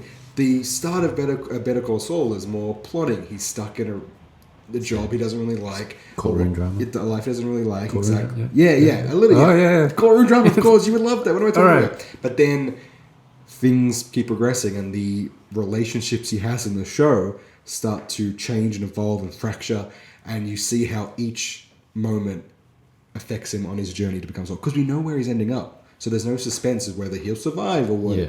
It's how does someone go from point A to B, and So he's a different person. he's not entirely different. He's not different. Oh, you can see. There are very You can differences. see the things about him that. Yeah, exactly. Like, And that's I why mean, it's his like name that. is Jimmy McGill. Yeah. He transforms into a whole different person who has a different persona, who acts a little differently, but says he has a past. Is that past real? You're seeing the actual events, and you see how it informs him in Breaking Bad and informs everything he says and does. It's one of the best character studies I've ever seen. So in a way, would you say that it elevates his character in Breaking Bad? Yes. I'm rewatching Breaking Bad, as I said. As soon as he went on screen, and he mentions that his last name is McGill in the first time you meet him in Breaking Bad. I forgot about that. Yeah. Don't think it ever gets mentioned again. No, I don't think so either. But you just see, because the show takes its time. It doesn't here's Better Call Saul, episode 3, he's being Saul. No, he's been Jimmy McGill for... Case of the week. Yeah, exactly. He's been Jimmy McGill for 4 seasons, and he's slowly transforming. Everything is meant to, in the show-wise, everything is shown how it's meant to be. Yeah. Each step changes him a little bit. Yeah. Better Call Saul is fantastic. From your description, I wonder what the moment is for him where he becomes Saul. And I also think, as you go along, it's not just a moment. It is a collection of moments and experiences and betrayals and love, and all this thing slowly builds up, and then he starts realizing who he is. It's fantastic, man. Yeah. And I'd love, if you ever get around to it, Yeah. we'd have to discuss it, because I'll have to, Breaking Bad's phenomenal. I have to get around to that. You could say Breaking Bad's the best TV show of the decade. And you wouldn't be wrong. But it started in 2007 or something. Yeah. So not all of it aired. So I haven't concluded on this list. Okay. Yeah. Maybe you have. Well, I did. Oh boy, Spoilers. sorry. That's the only reason why Breaking Bad would obviously be up the top. But if I wasn't going to include Breaking Bad, I'm definitely including Better Call Saul. Mm-hmm. And sorry for spoiling your list, by the way. Yeah. All right. That's a fair call. Okay. What's your number 2 movie of the decade, Matt? Ooh. Number 2. The Big Short. Directed by Adam McKay. Yes. Hell yes. I nearly put it on. You nearly put it on. But I know how much you like it. Yeah. And I had an inkling it might be on the list. I literally watch this like every 2 or 3 months. How could you not? That movie's so bloody good. Please go. Another Ryan Gosling film. We have a problem. We have a distinct Gosling problem. We can't get enough of him. I'm addicted. He's the man of the 2010s. Oh, that's a big call. He just needs an Oscar. He is. He's definitely for us. He is definitely the man of the 2010s for us. Please continue. Why do you like The Big Short so much? Because it's, well, the global financial crisis, I remember going on, I was very young then. I was like, why the fuck is this happening? I don't know. Like, I was like, just get money. Yeah. And you know, they should have listened to you. You had to run on the money. It's easy. But then it puts it in this comedic context, not comedic, whilst also being extremely terrifying. I guess the how global financial crisis happened is in itself terrifying because of the incompetency around it. Yeah. But it's also comedic because of how incompetent it was. Yeah. Yeah, exactly. It's like Chernobyl all over again. Yeah. Yeah, people willing to stick to a system because it's treating them well. Yeah. And Steve Carell's amazing. He's also an actor that's in the 2010s has come into his own light. He found a new path for his career. He's an actual drama actor. Yeah. Yeah. And he was also great in Vice as well. So really good. You know, Same director. He can play his own. He can play drama. Yeah. Steve Carell. So why The Big Short at number? Is it 2? 2. Why The Big Short at number 2? It's a great choice. I really admire it. What does it have over every other film? I think what it has is I always rewatch it. I think it might be my most rewatched movie of the decade. Now that does play a big thing into it because if you can keep going back to it and still enjoy it, it's got something going for it. It's just and it like breaks the fourth wall. Just meta. Yeah, it's so meta, so that it explains the ups and downs, the ins and outs of the finance world. And I love how this movie does treat you like an idiot because you pretty much are. And most people don't know about this. Nobody knows shit about finance. Yeah, exactly. And it's so boring. Yeah, that was a very big eye roll. And so you just need these things. You need your hand grabbed and you need to be walked through these concepts so you can understand this film. But it doesn't like slow down for you. No. Either you get it or you don't, but it's going to move on. You're going to have to go with it. But they kind of just keep on nailing it down for you. Remember that thing? Yeah. That I said before? Yeah. Well, this is that thing, but worse. Yeah, exactly. There was another film that did this really well.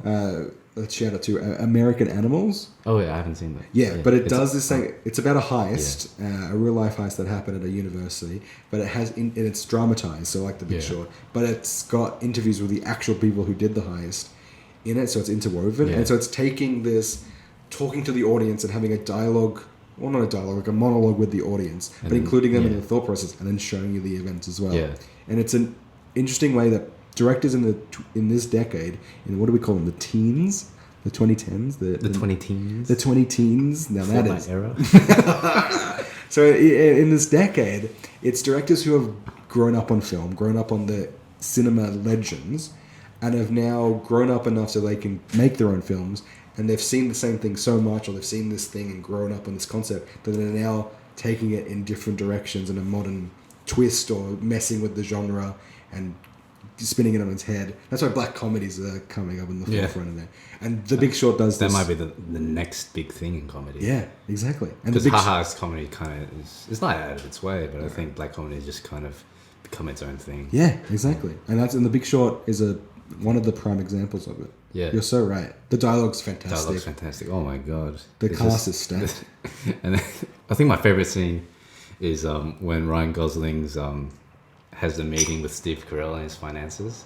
Yeah. Oh yeah, that's so good with the Jenga towers. Yeah. And it's like, oh my god.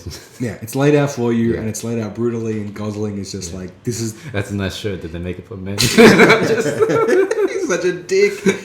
I love it. And just a side note, Ryan Gosling, he's wearing... His hair looks fake. Everything about him looks fake. Yeah. And I think that's what they're going for. 100%. You know Ryan Gosling's not a brunette. But yeah. But it just looks... It's so weird looking at him like that. It's like so dark and black that it has to have been dyed. It's like curls as well. And it has to have been dyed. Yeah. This guy looks crazy. Yeah. But I guess you have to be in the finance. It's just like, like the it's like betting on the housing market. Like, who the fuck? Yeah, And then, yeah. That scene where they're walking through the two guys with Brad Pitt are walking through the con or Yeah. whatever, and they've realized that this is going to happen. How much money they're going to make? They start freaking out, Yeah. and Brad Pitt's like, "No, like, Yeah. this is you." What is it? Every one, like, what is it? If you can pull this, I'll be so proud. I know what stat you're Okay, going for. yeah, If you pull this, I'll be so impressed. Every Oh my god,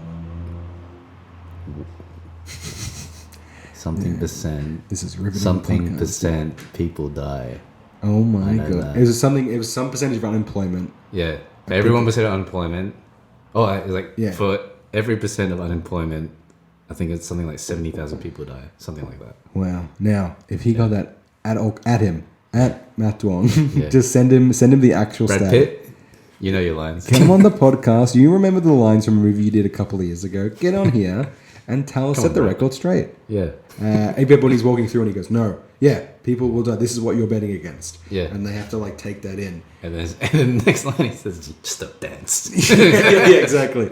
But we're forgetting like the guy in that movie. Yeah. Old Batman himself, Christian Bale. Oh yeah, Christian Bale. He's so It's- interesting. He's not even connected to any of these characters. No, he's But just he's the- like the he's the like he's the catalyst. he's the pioneer. Yeah. I'd say. And when that percentage on Yeah. the whiteboard keeps going, You see, like, keep it going down throughout the entire movie because Oh, they're the paying va- so many premiums. yeah, the value of their stock, and you're just like, and then the office is getting emptier and yeah, emptier. yeah, exactly, yeah. Yeah. And he's holding a whole company's, financial backing hostage Yeah. because he knows what's coming. But he's like Sane people, yeah. Yeah, I think he's.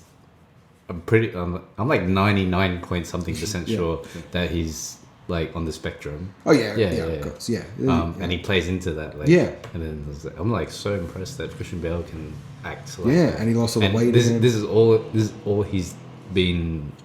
This is his character. He sees the numbers. He sees it's going to happen. Yeah, And he does it. it's a certainty, but he didn't realize how ruthless and how greedy humans are, Yeah. and so it just took longer. But everyone wanted to pull out because the same person was like, "You're costing me so much money. Yeah. Get me out of here," for something that's not supposed to happen. Yeah. And he saw it happening. I think what was the figure at the start? It was like plus 50%. Yeah, And then goes down to negative. 19.7 or 19, something. yeah. That's like, and that's millions and millions and That's millions, millions, of dollars. yeah. And so that's the percentage. So And 50% is like where you want to be. Yeah, and then the stock at the end after the crash jumps to like 400. 400 something. Yeah, it's That's bonkers. It's crazy. Yeah. Crazy number. He held all this money hostage to help them, but they just wouldn't let him. And he just stood there. And And then it's going to there's happen. And then there's the stuff after the credits where it's just like the people who were part of the investors never thanked him. They just Yeah. never talked to him. Yeah, of course. Because he was right. Yeah. And they were wrong. And they can't spell. That scene where he goes to the banks to try and short the housing loans. Yeah. And they do strange faces and he leaves and they all start like laughing and Yeah. throwing I love how one of the guys just like stops the yeah. Are you sure? And he's like puts his arm on him, like shut up. That's so good. and he just details out like the incompetency of Yeah, that period. yeah. Like, oh, it's competency over like 30 years or whatever. That's people who are in charge are incompetent. Well, yeah. You should know that. I'm Oh. incompetent. I'm in charge of anything. I don't know how it's going to change when Yeah. more power is involved and you're lazy like I am, but you just want to be rich. Yeah, it's just like, oh, and then you're just like, this could happen at any point in time. All right, shall I move on to my number two movie of the What's your number 2010s? Number 2. My number two is by who is now my favorite director, Denis Villeneuve. It's Denis Villeneuve. Denis, yeah. Can you guess which movie of his pantheon? Or is it Blade That's very close. It was Enemy? nearly Blade Runner 2049, which is a phenomenal movie. But it Someone- is. Oh, It is. Put the numbers together.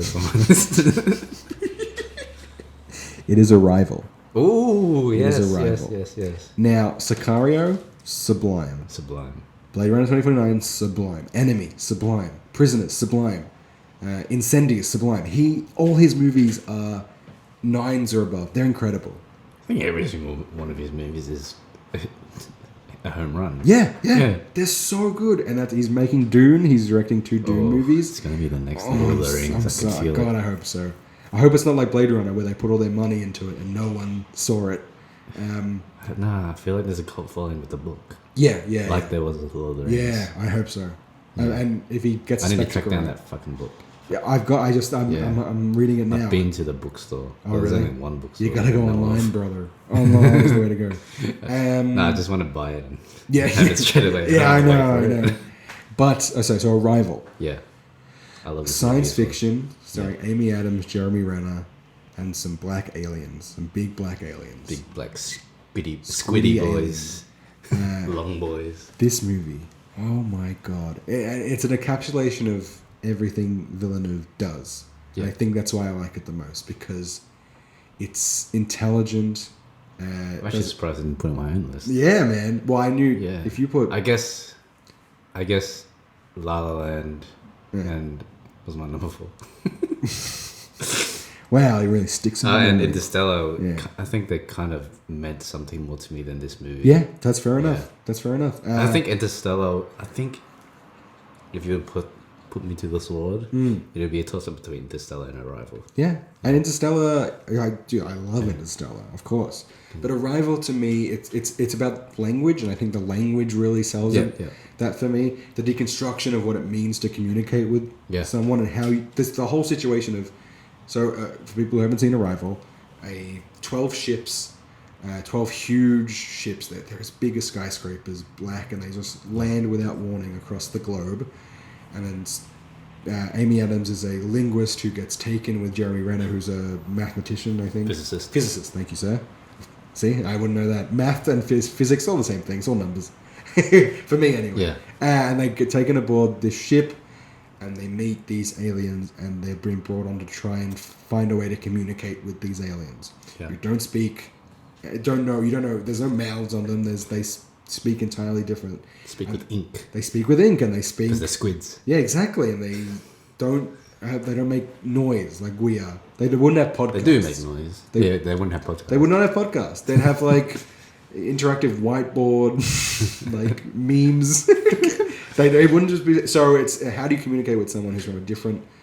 You don't know if they're from a different universe or a galaxy. Yeah, it's like exploring what it would feel like if we were to communicate with an alien civilization. Yeah, exactly. Like, we have what's the starting point? Yeah. How do you approach that? We're so ingrained in the human experience. Yeah. How do you remove yourself from Even that? from like a different human civilization to another, Yeah. another Yeah. different language, you can kind of get it being Yeah. like, oh, this is the tone they're going for. Exactly, yeah. You can kind of get that they're Facial a bit angry. expressions. Yeah, exactly. Physicality gives it away. But this when- is a totally different thing because Uh-huh. all this stuff is basically text to speech to text. Yeah, exactly. Or brain to text. Brain to text. It's just texting. And the stakes are so high because it's an alien invasion, and so humans don't really act that well to alien invasions. Sorry about that. My dad's alarm went off. Right? Get it up. Yeah. Good tune.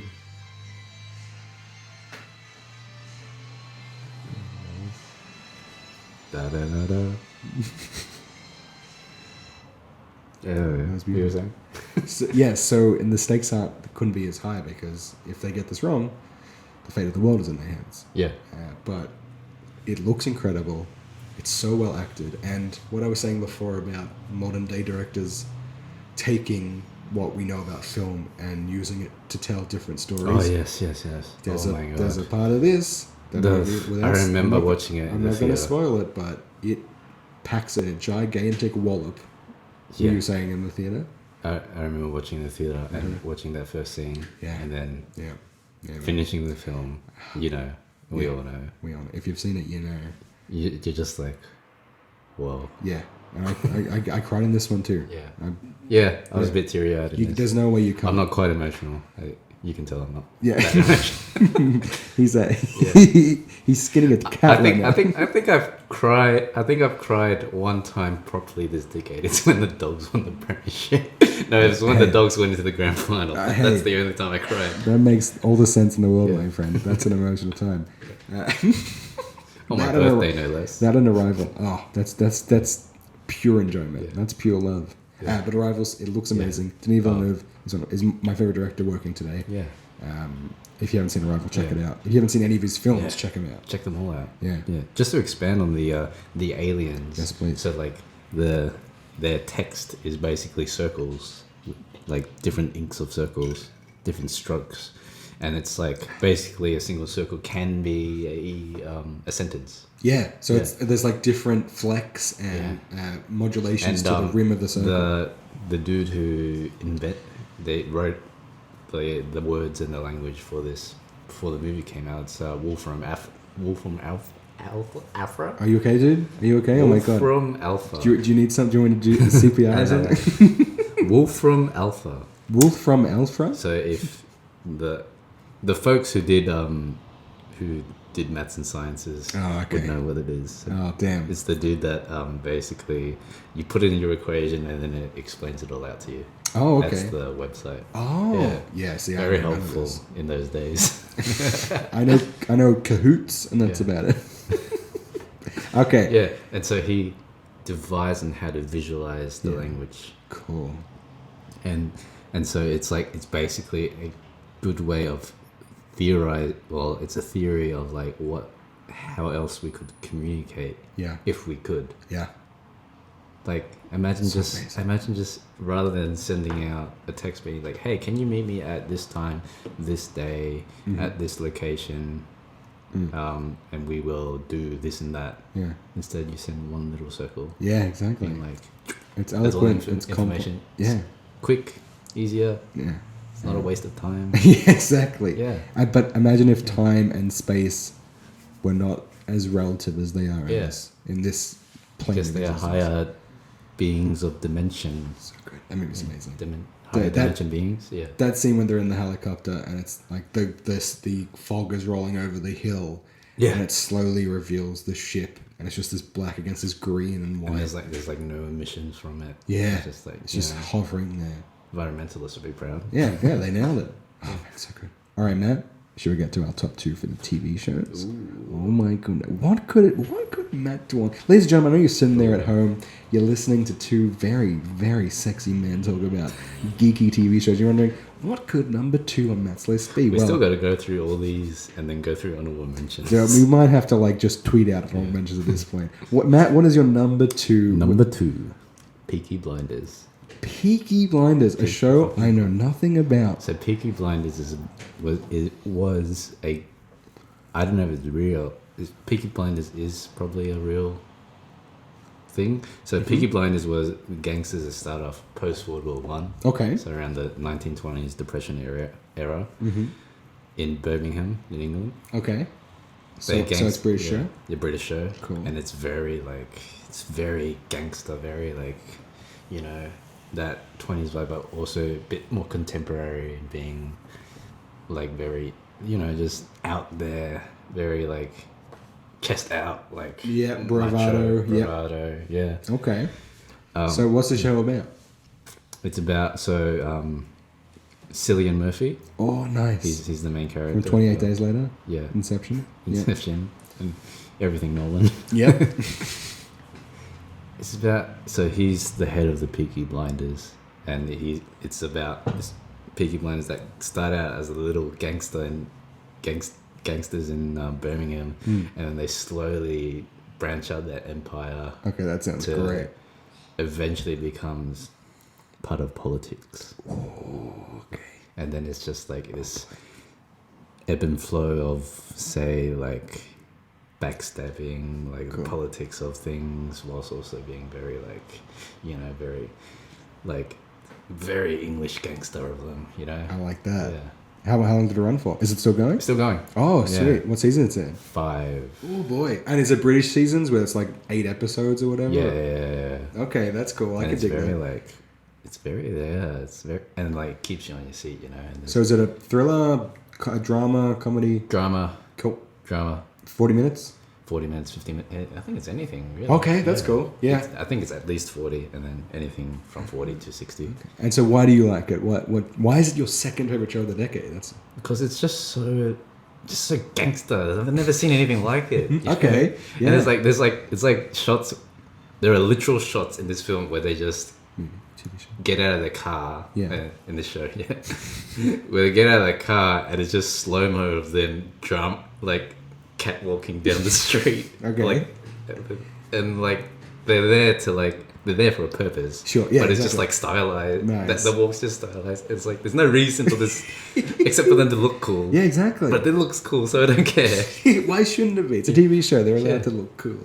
Okay, Yeah. that's awesome. And there's the women in the TV show that are also like very significant. They're not just there for because they're women. Yep. They're They've there. got arcs that are- yeah, yeah. they have arcs. They're like there to keep like basically keep the family together. Okay, yeah. Yeah. Because that was more their role, was to fade Yeah. in the background and hold the fort. Yeah, and then there's times where they like because it's post World War One, so basically the boys went to war, so the girls had to stay back and do the thing, and then the boys come back. They're like, "Oh, we're in charge because we've always been in charge." Like, no, we were capable of doing stuff, and then so over time they just warm up to each other. Not exactly warm up, but like it's just like they know how to work.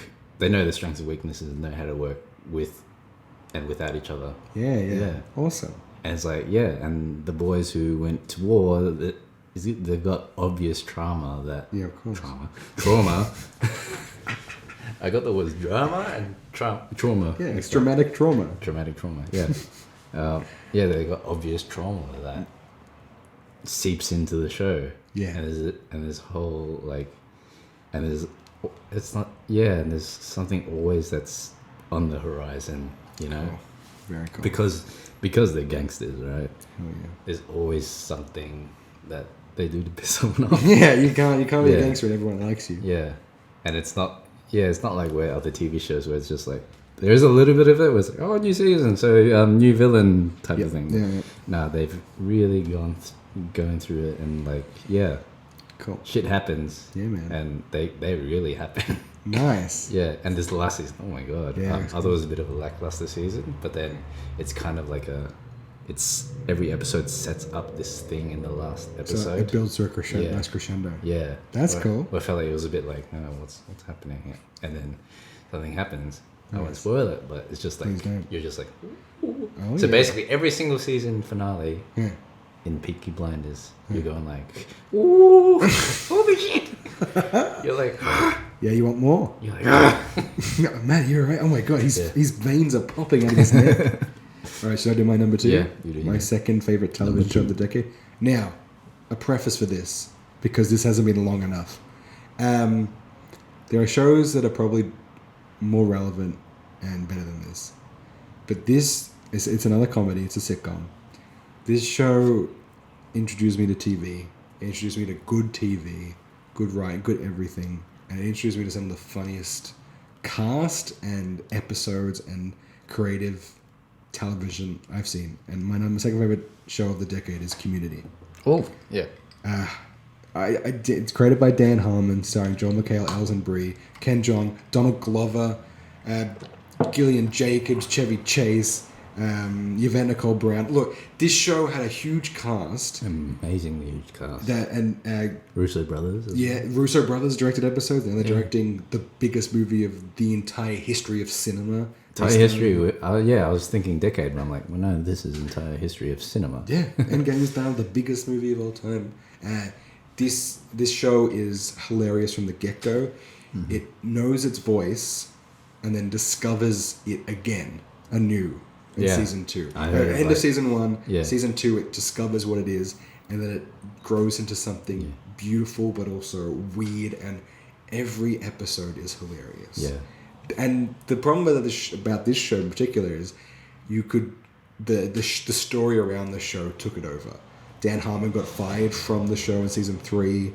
Season 4, new showrunners were brought on, and season 4 kind of fell away a bit, and the fans didn't. And people wrote it off. Yeah, and then Dan Harmon. Drag race outside. Yeah, man. And then Dan Harmon was rehired for season 5, and the show was cancelled on NBC, and then Yahoo Screen picked it up for season 6. Yahoo Screen. Remember Yahoo Screen? I do not know. No, because no Screen. one does. It had one show, and it was Community, and it bankrupted the streaming. It bankrupted Yahoo Screen. They bought it, they made it, and it just failed as a streaming thing. So that's it. Well, yeah, it obviously failed. Yeah. No one's heard of Yahoo Screen. They bought Community. Is that what you watched it on? I did watch it on Yahoo Screen. That's the only reason why. I had to get a VPN to watch it on Yahoo Screen. It is some of the funniest creative television. They start getting into, because Dan Harmon grew up on movies and TV, so he starts parodying them and doing his own versions and deconstructing different genres, different specific films. There's a whole Goodfellas episode, but instead of gangsters, they're selling chicken fingers, and there's a chicken finger empire. There's the D&D episode about depression and suicidal thoughts. It's about everything. Really. Yeah, but they play D&D to help a kid, try and survive. There's paintball. There's paintball episodes where the stakes are that's how the Russo brothers got their Marvel gig. And there's they parody Die Hard as a paintball thriller, and then they go into Star Wars and westerns. I wonder how they parody Die Hard. Did they get a tower out? there was no tower out. It's just a school. But it's set at Greenup College, and the school becomes its own character in this weird way that just it's a sinkhole that draws these people back. And it's a shithole, and the classes are a joke. But John Oliver's there. John Oliver was on the show for a few seasons. Huh? Season 1, 2, and 5 he was on. It's an incredible show. Some of the funniest writing and sitcom work. And it's a single cam sitcom. It's not a Big Bang laugh track. Yeah.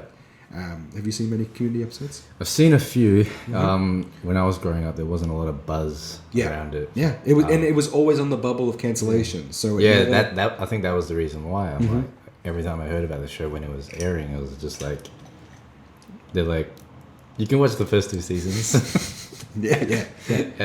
And from that, I'm just like, probably just not going to get around to it. It has one of the best sitcom finales of all time. And I guess by the time season 6 had come around, I was already in uni. Yeah. And by that time, I'd already just listened to my own voice rather than listen to whoever else. Exactly. So I never got around to watching. I discovered it on DVDs. Yeah. And then bought it for myself. So if I were to watch it, would you say to me, watch everything? Or? Yes. Really? Everything is fantastic. Okay. Season 4, for the people watching it, because we're watching it week to week, it dipped a little bit.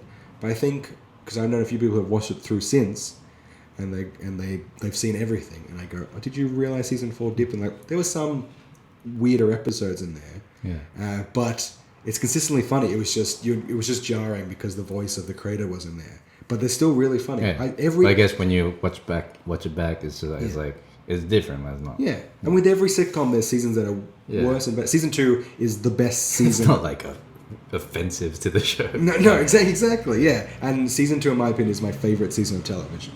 Okay. Yeah. Ever. Really? Ever. Okay. It's so funny, and the episodes in there are so creative. Watching it for the first time was a revelation for me. Yeah.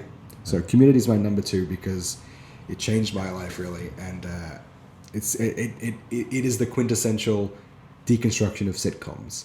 Okay, yeah. If I can say, sitcoms I can get and pop culture. Actually, pop culture in general. Pop culture as well. Okay, yeah. I'd That's also my like, case. I guess I have to check it out when I can. I've got them. You can borrow them. There's so many things to. There's not that many. It's not the golden age of TV, man. There's 6 things out. I could barely make a list. Oh yeah, my number 5 is. Yeah. I was like number 5. I was like, what the fuck? I had it blank for so long. I could not fit anything there. I couldn't think of anything. Yeah, quick honorable mentions. Oh yeah, let's do that before we get to another one. Smart. Game of Thrones. Okay. That's an entire podcast. Now I didn't put it on because I think when I try to watch it back, the great stuff. Yeah.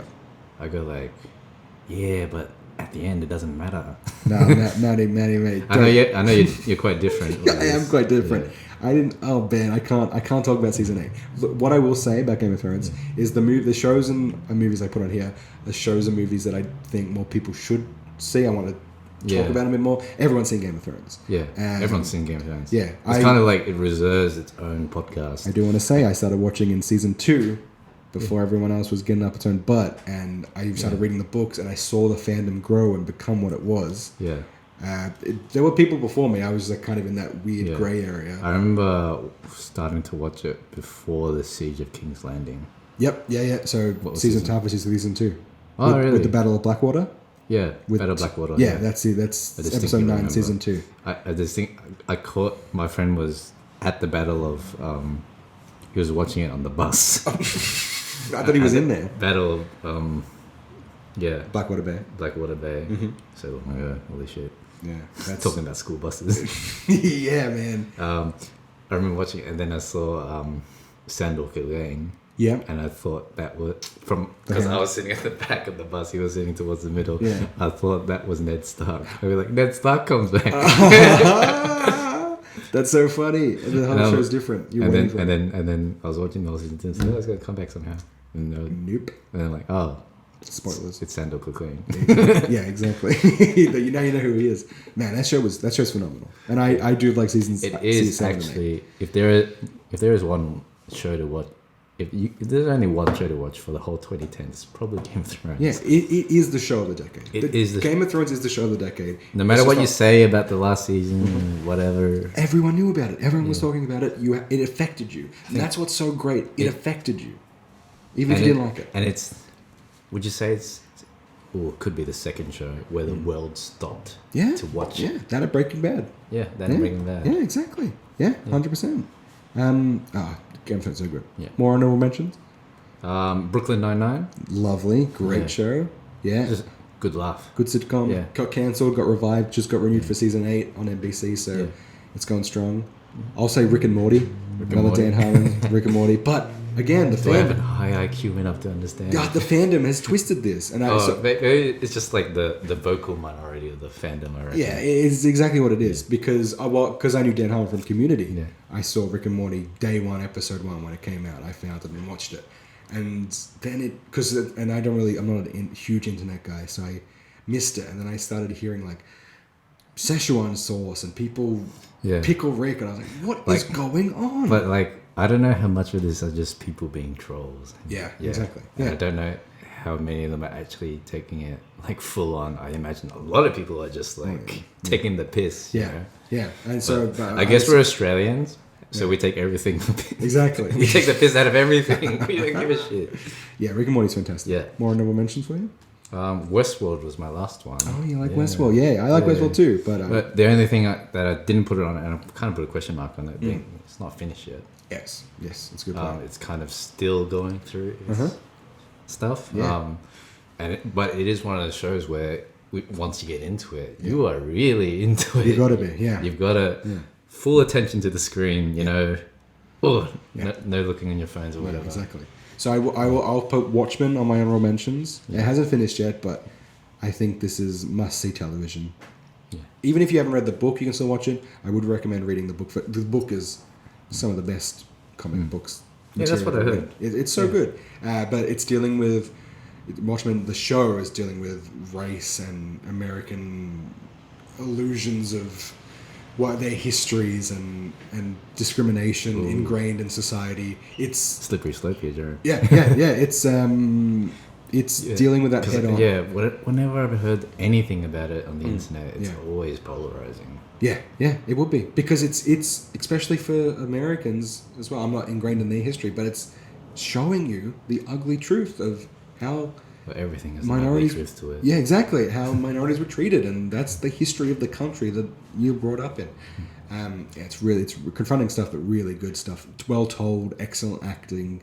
It's beautiful. I'll say Always Sunny in Philadelphia is a comedy just a rude comedy. Rude spelled ROOD. Yeah, but it's by it surrounds 5 awful people. Yeah, but they're the joke. They're not in on the joke. They are the joke. But that show just finished its 14th season. 14th season. It's record-breaking season, and it was still... Supernatural's the only one that's up to 14. Right? And it's still consistently amazing. Like, there were episodes in this season that were some of its best of all time. It's 14 seasons in. 14. They've gone through a whole decade of their lives. Yeah, it's created. It's a low budget, created by the people who write it and star in it. They've got another team for sure. But 14 seasons in, and it's still doing fantastic episode. That's another honorable mention for TV shows. Okay. Yeah. All right. We'll just finish off TV shows, and then we'll have honorable mentions. We're going to end with them. Yeah. Okay. I like the sound of that. Oh, flipping the formula. Oh my god. Ooh, number one. Oh my god. Number one. I won't do that. Numero uno, I'll say. Number one for the Mexicans. Oh, no. Right. I do not. My mate Juan. The views expressed on this podcast would not come up on my own. I should have got my plug in before you started talking about Mexicans. Breaking Bad.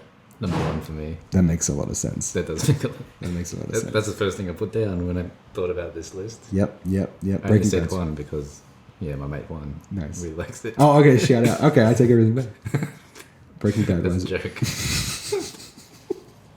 Why is Breaking Bad your number one? And why is it not on my list? Is the real question. Yeah, well, it's not on your list because it started in the late 2000s Yeah. and ended in the 10Z. But I just thought about that being like, if something started towards the end of this decade and ended in the next decade, I'd count it as next decade. Yeah, no, I totally agree. And in 2013.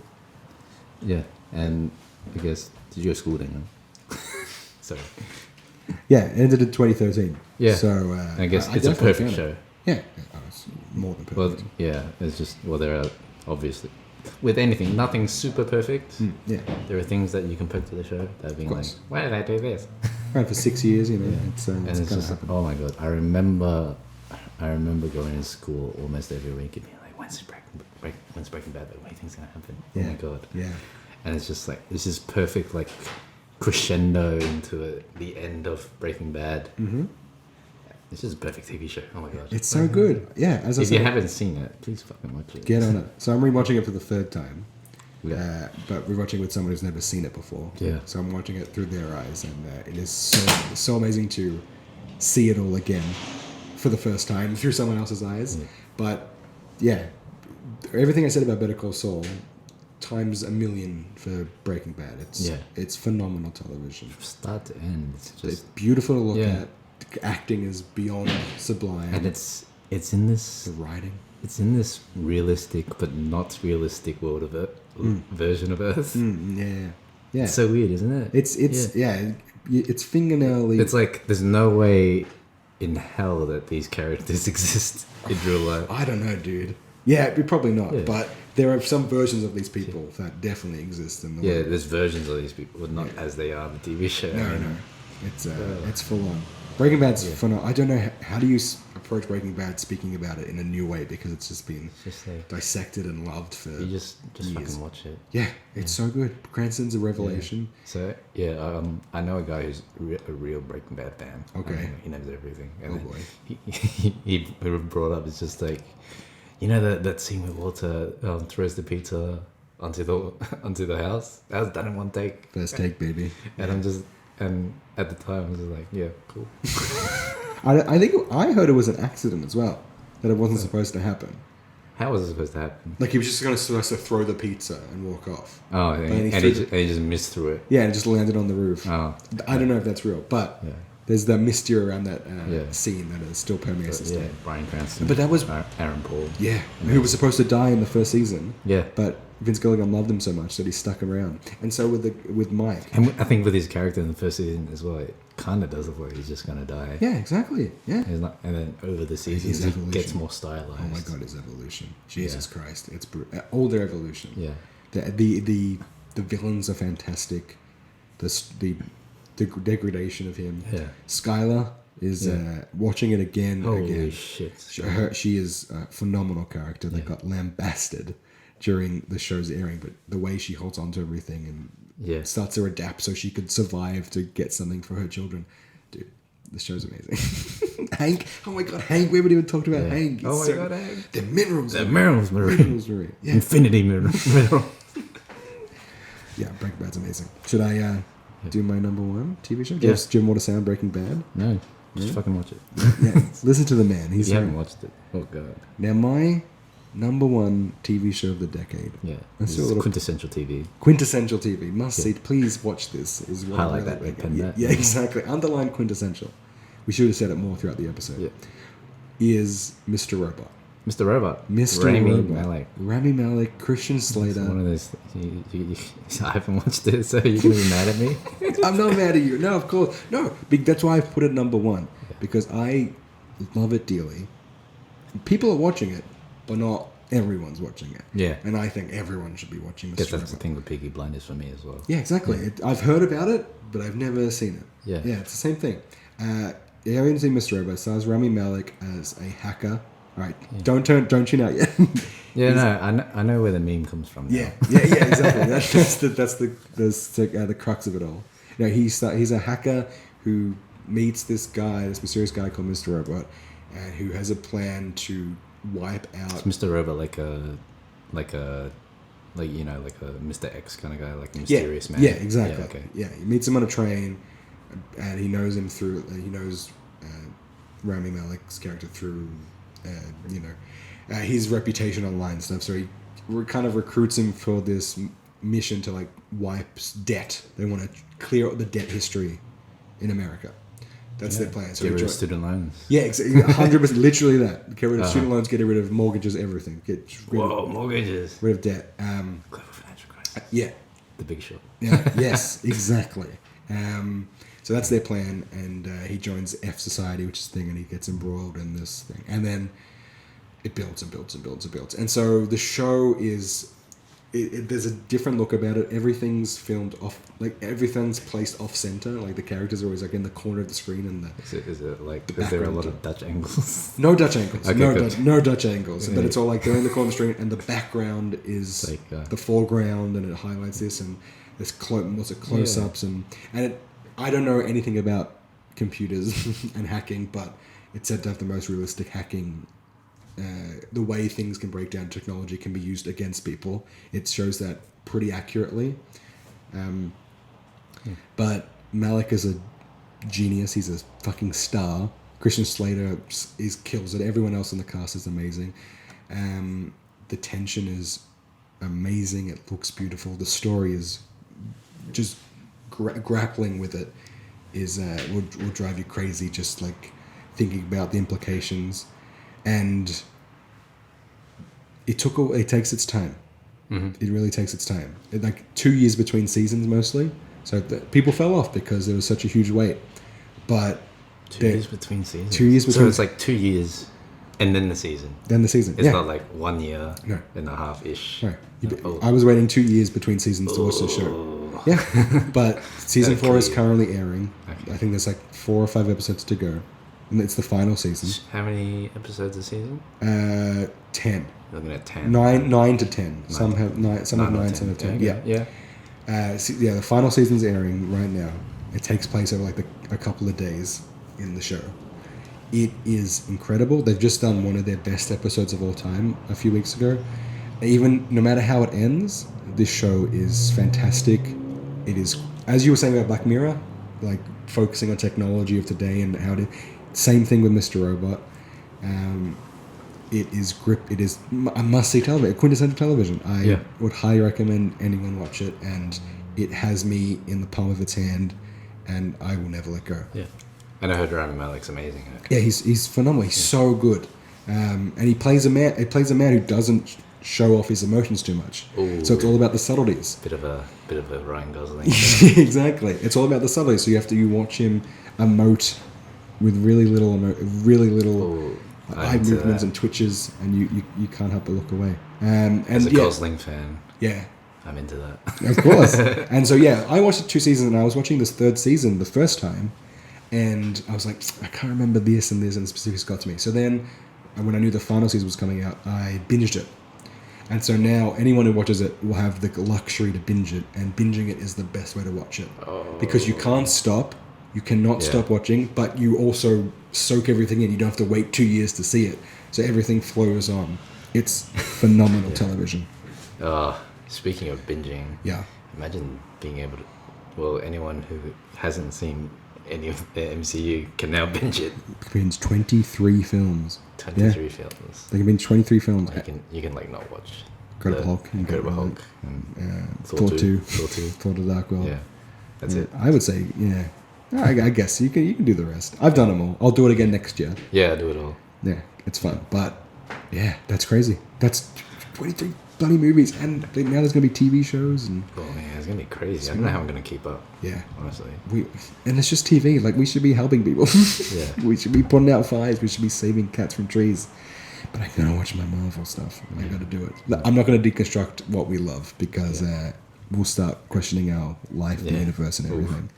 Should we get on? Let's distract ourselves by listening to number 1, Matt Duong's favorite film of the... So, God damn it. I'm sorry. Inception and Whiplash. Okay. So, it was a toss-up between... So, I don't like to put multiple directors. Yep.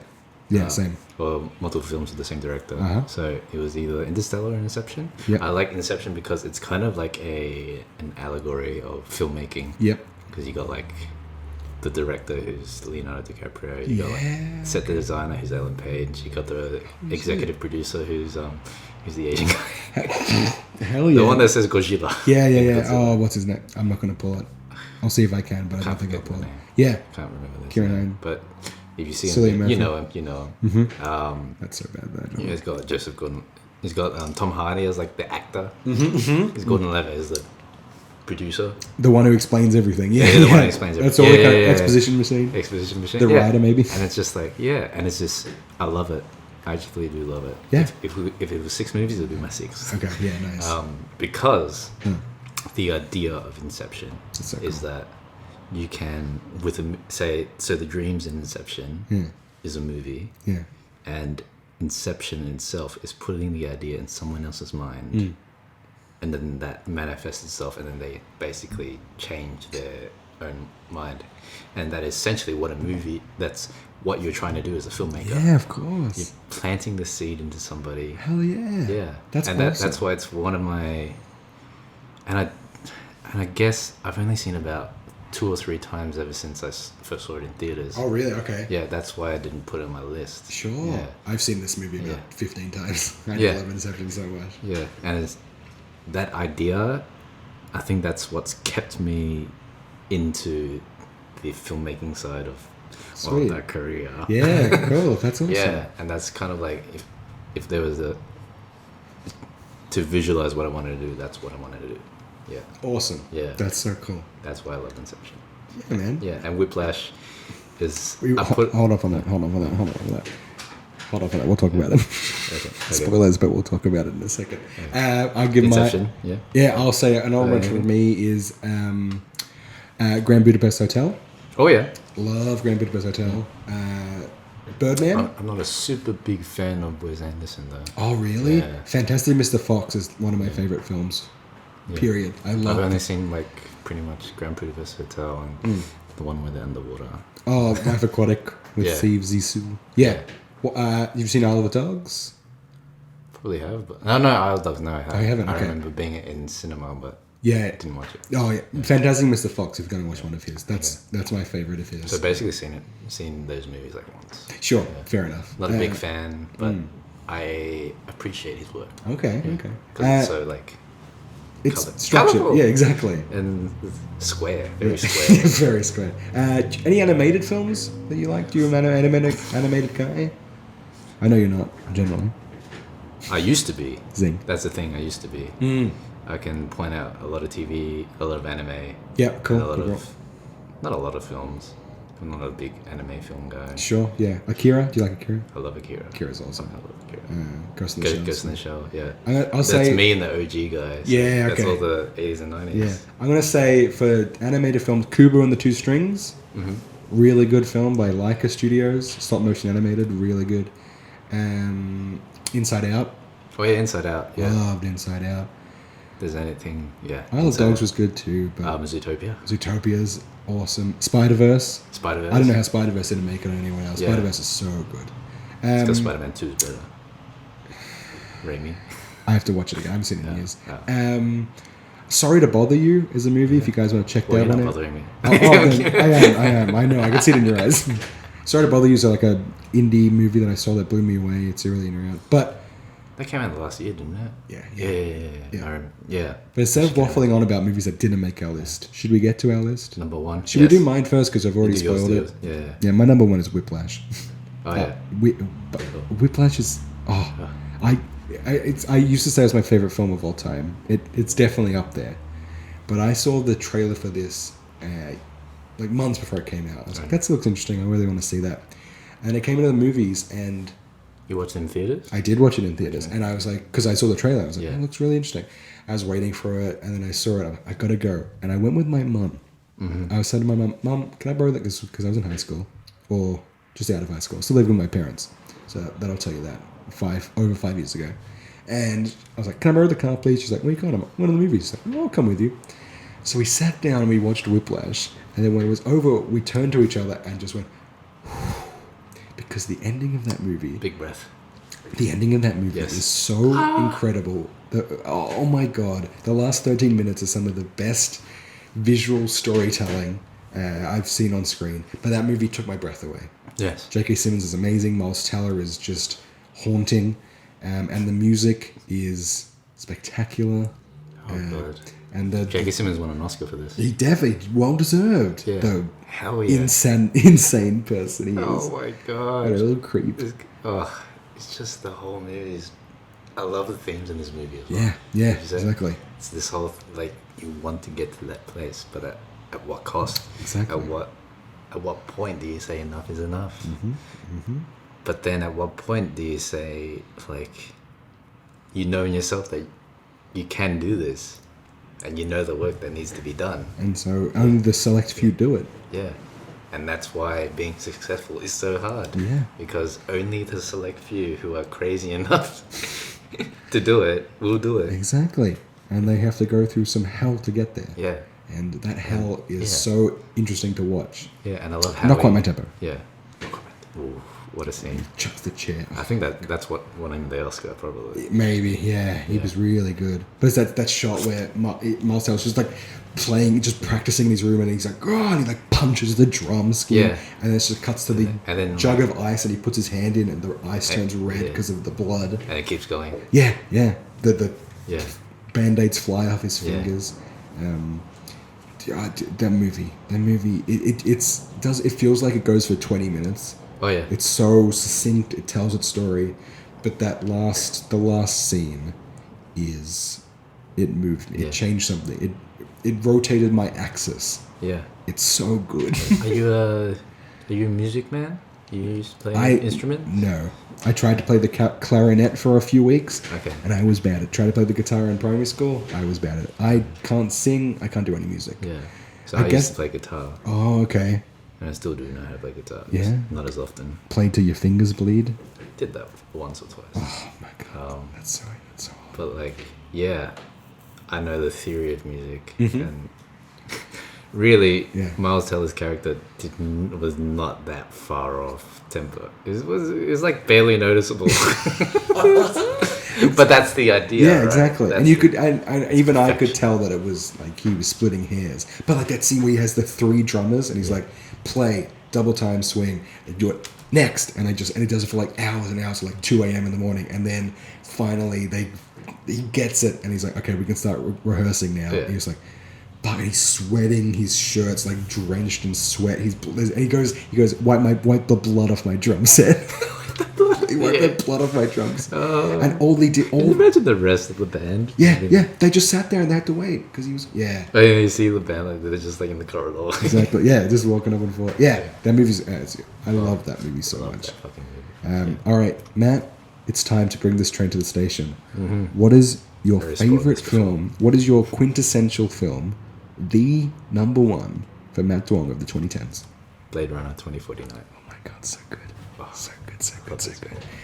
3 Ryan Gosling films in my Yeah, top. yeah, that's I'm a true, fan. dude. Could be like, if it was a top 10, there'd be definitely 4. Ryan Well, what's the fourth? Drive. Oh, nice. Dude, you love the Gauze. I do love Gos. Ben, why do you love Yeah. Blade Runner 2049? Me and my friend call him a goose. Nice. I can't do a goose noise. Tell me about Blade Runner. Oh, Blade Runner. So it's the sequel to Blade Runner. What? Um, Excuse me? sequel to Blade Runner. What are you talking about? I've never heard of this. I didn't know this. Oh god, no.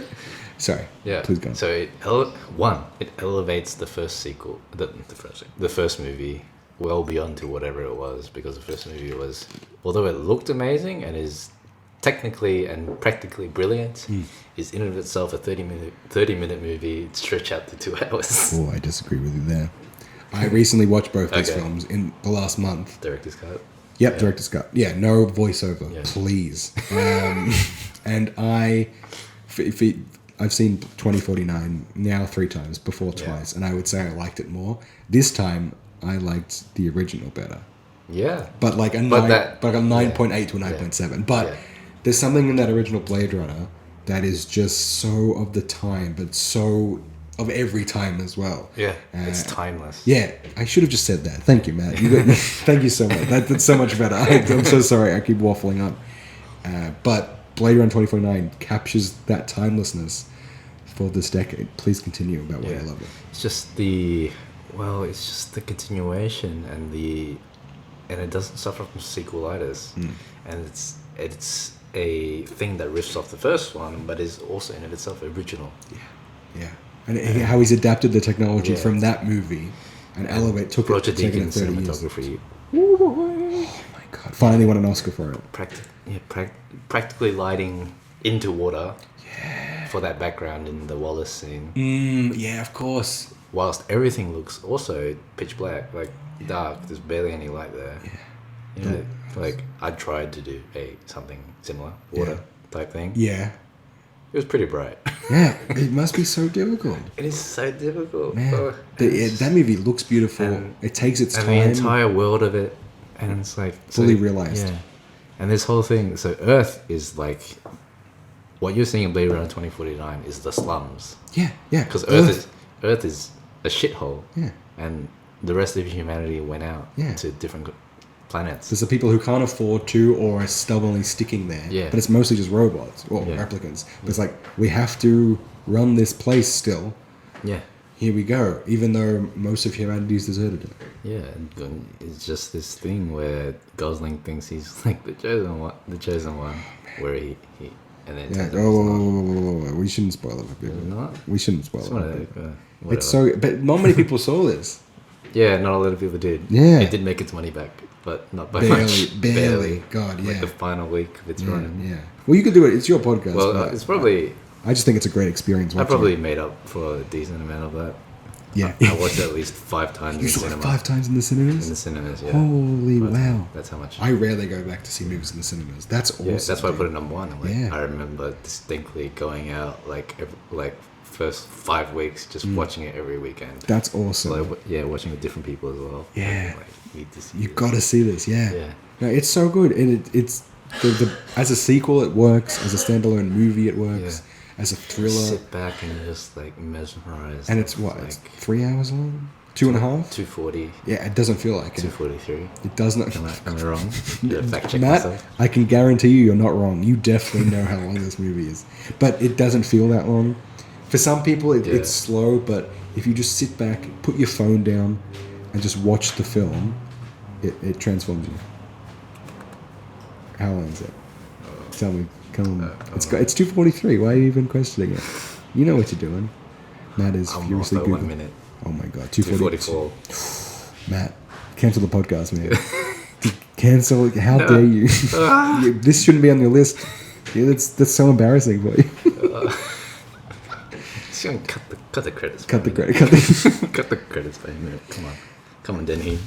Denis. Well, yeah, Denis Villeneuve directed this. Oh my god. It's got his beautiful stamp on it. How, to be able to adapt something that is so its own cult and its own cult following, anything to please those people. Yep. As much as this movie did, is a feat of itself. And the first Blade Runner is, I guarantee you, like Nolan, Villeneuve, all the directors, Shawn Mendes as well, all the directors that are coming out now, they saw the first Blade Runner. And they're like, that's what made me want to do film. Yeah. And then people who are going to watch this, our generation, watch so. 2049. I hope so. We're going to come out 10, 15 years time being like, I watched 2049. Yeah. I watched it 5 times. If that is a movie that informs the next generation of filmmakers, we are blessed because that movie's incredible. Oh my god. I don't know. It's just everything about the movies. It's so good. Amazing. It's so good. Go see it. See the original. Go see it. Yeah. And I like how it doesn't take the questions from the first one and bastardize it for sequel. Here's this and this. Harrison Ford doesn't show up till halfway through the movie. It's so good. It's because it's not about him. The story is on him, but it's not. That's not the story you're following until it is. If anything, he's sort of like a MacGuffin. Yeah, exactly. But he's R2-D2. Yeah. C-3PO, please. Oh, is that our list, Matt? That is our list. We did it. Yeah. I can't believe we did It's it. gone for 2 hours. Jesus Christ. I told you. It's going to be long. We're too passionate. Way too passionate. I thought we were gonna write it down. I thought it wasn't gonna be long enough. I don't know. Matt, come on. Yeah. We're talking about some of the best movies Yeah. of the decade. Or The something decade. Yeah.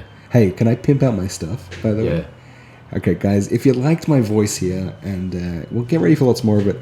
I host a podcast with two friends, Hugh and Josh, and some other guests from time to time. Matt, you've been on it a little bit Yeah. before. It's not as long as this. We could have done 4 episodes. They're about half episodes. The podcast is called Don't Expect Anything. You can find it on SoundCloud. You can find it on iTunes, YouTube as well. At DEA Podcast is our Instagram, and Facebook. Just search Don't Expect Anything podcast.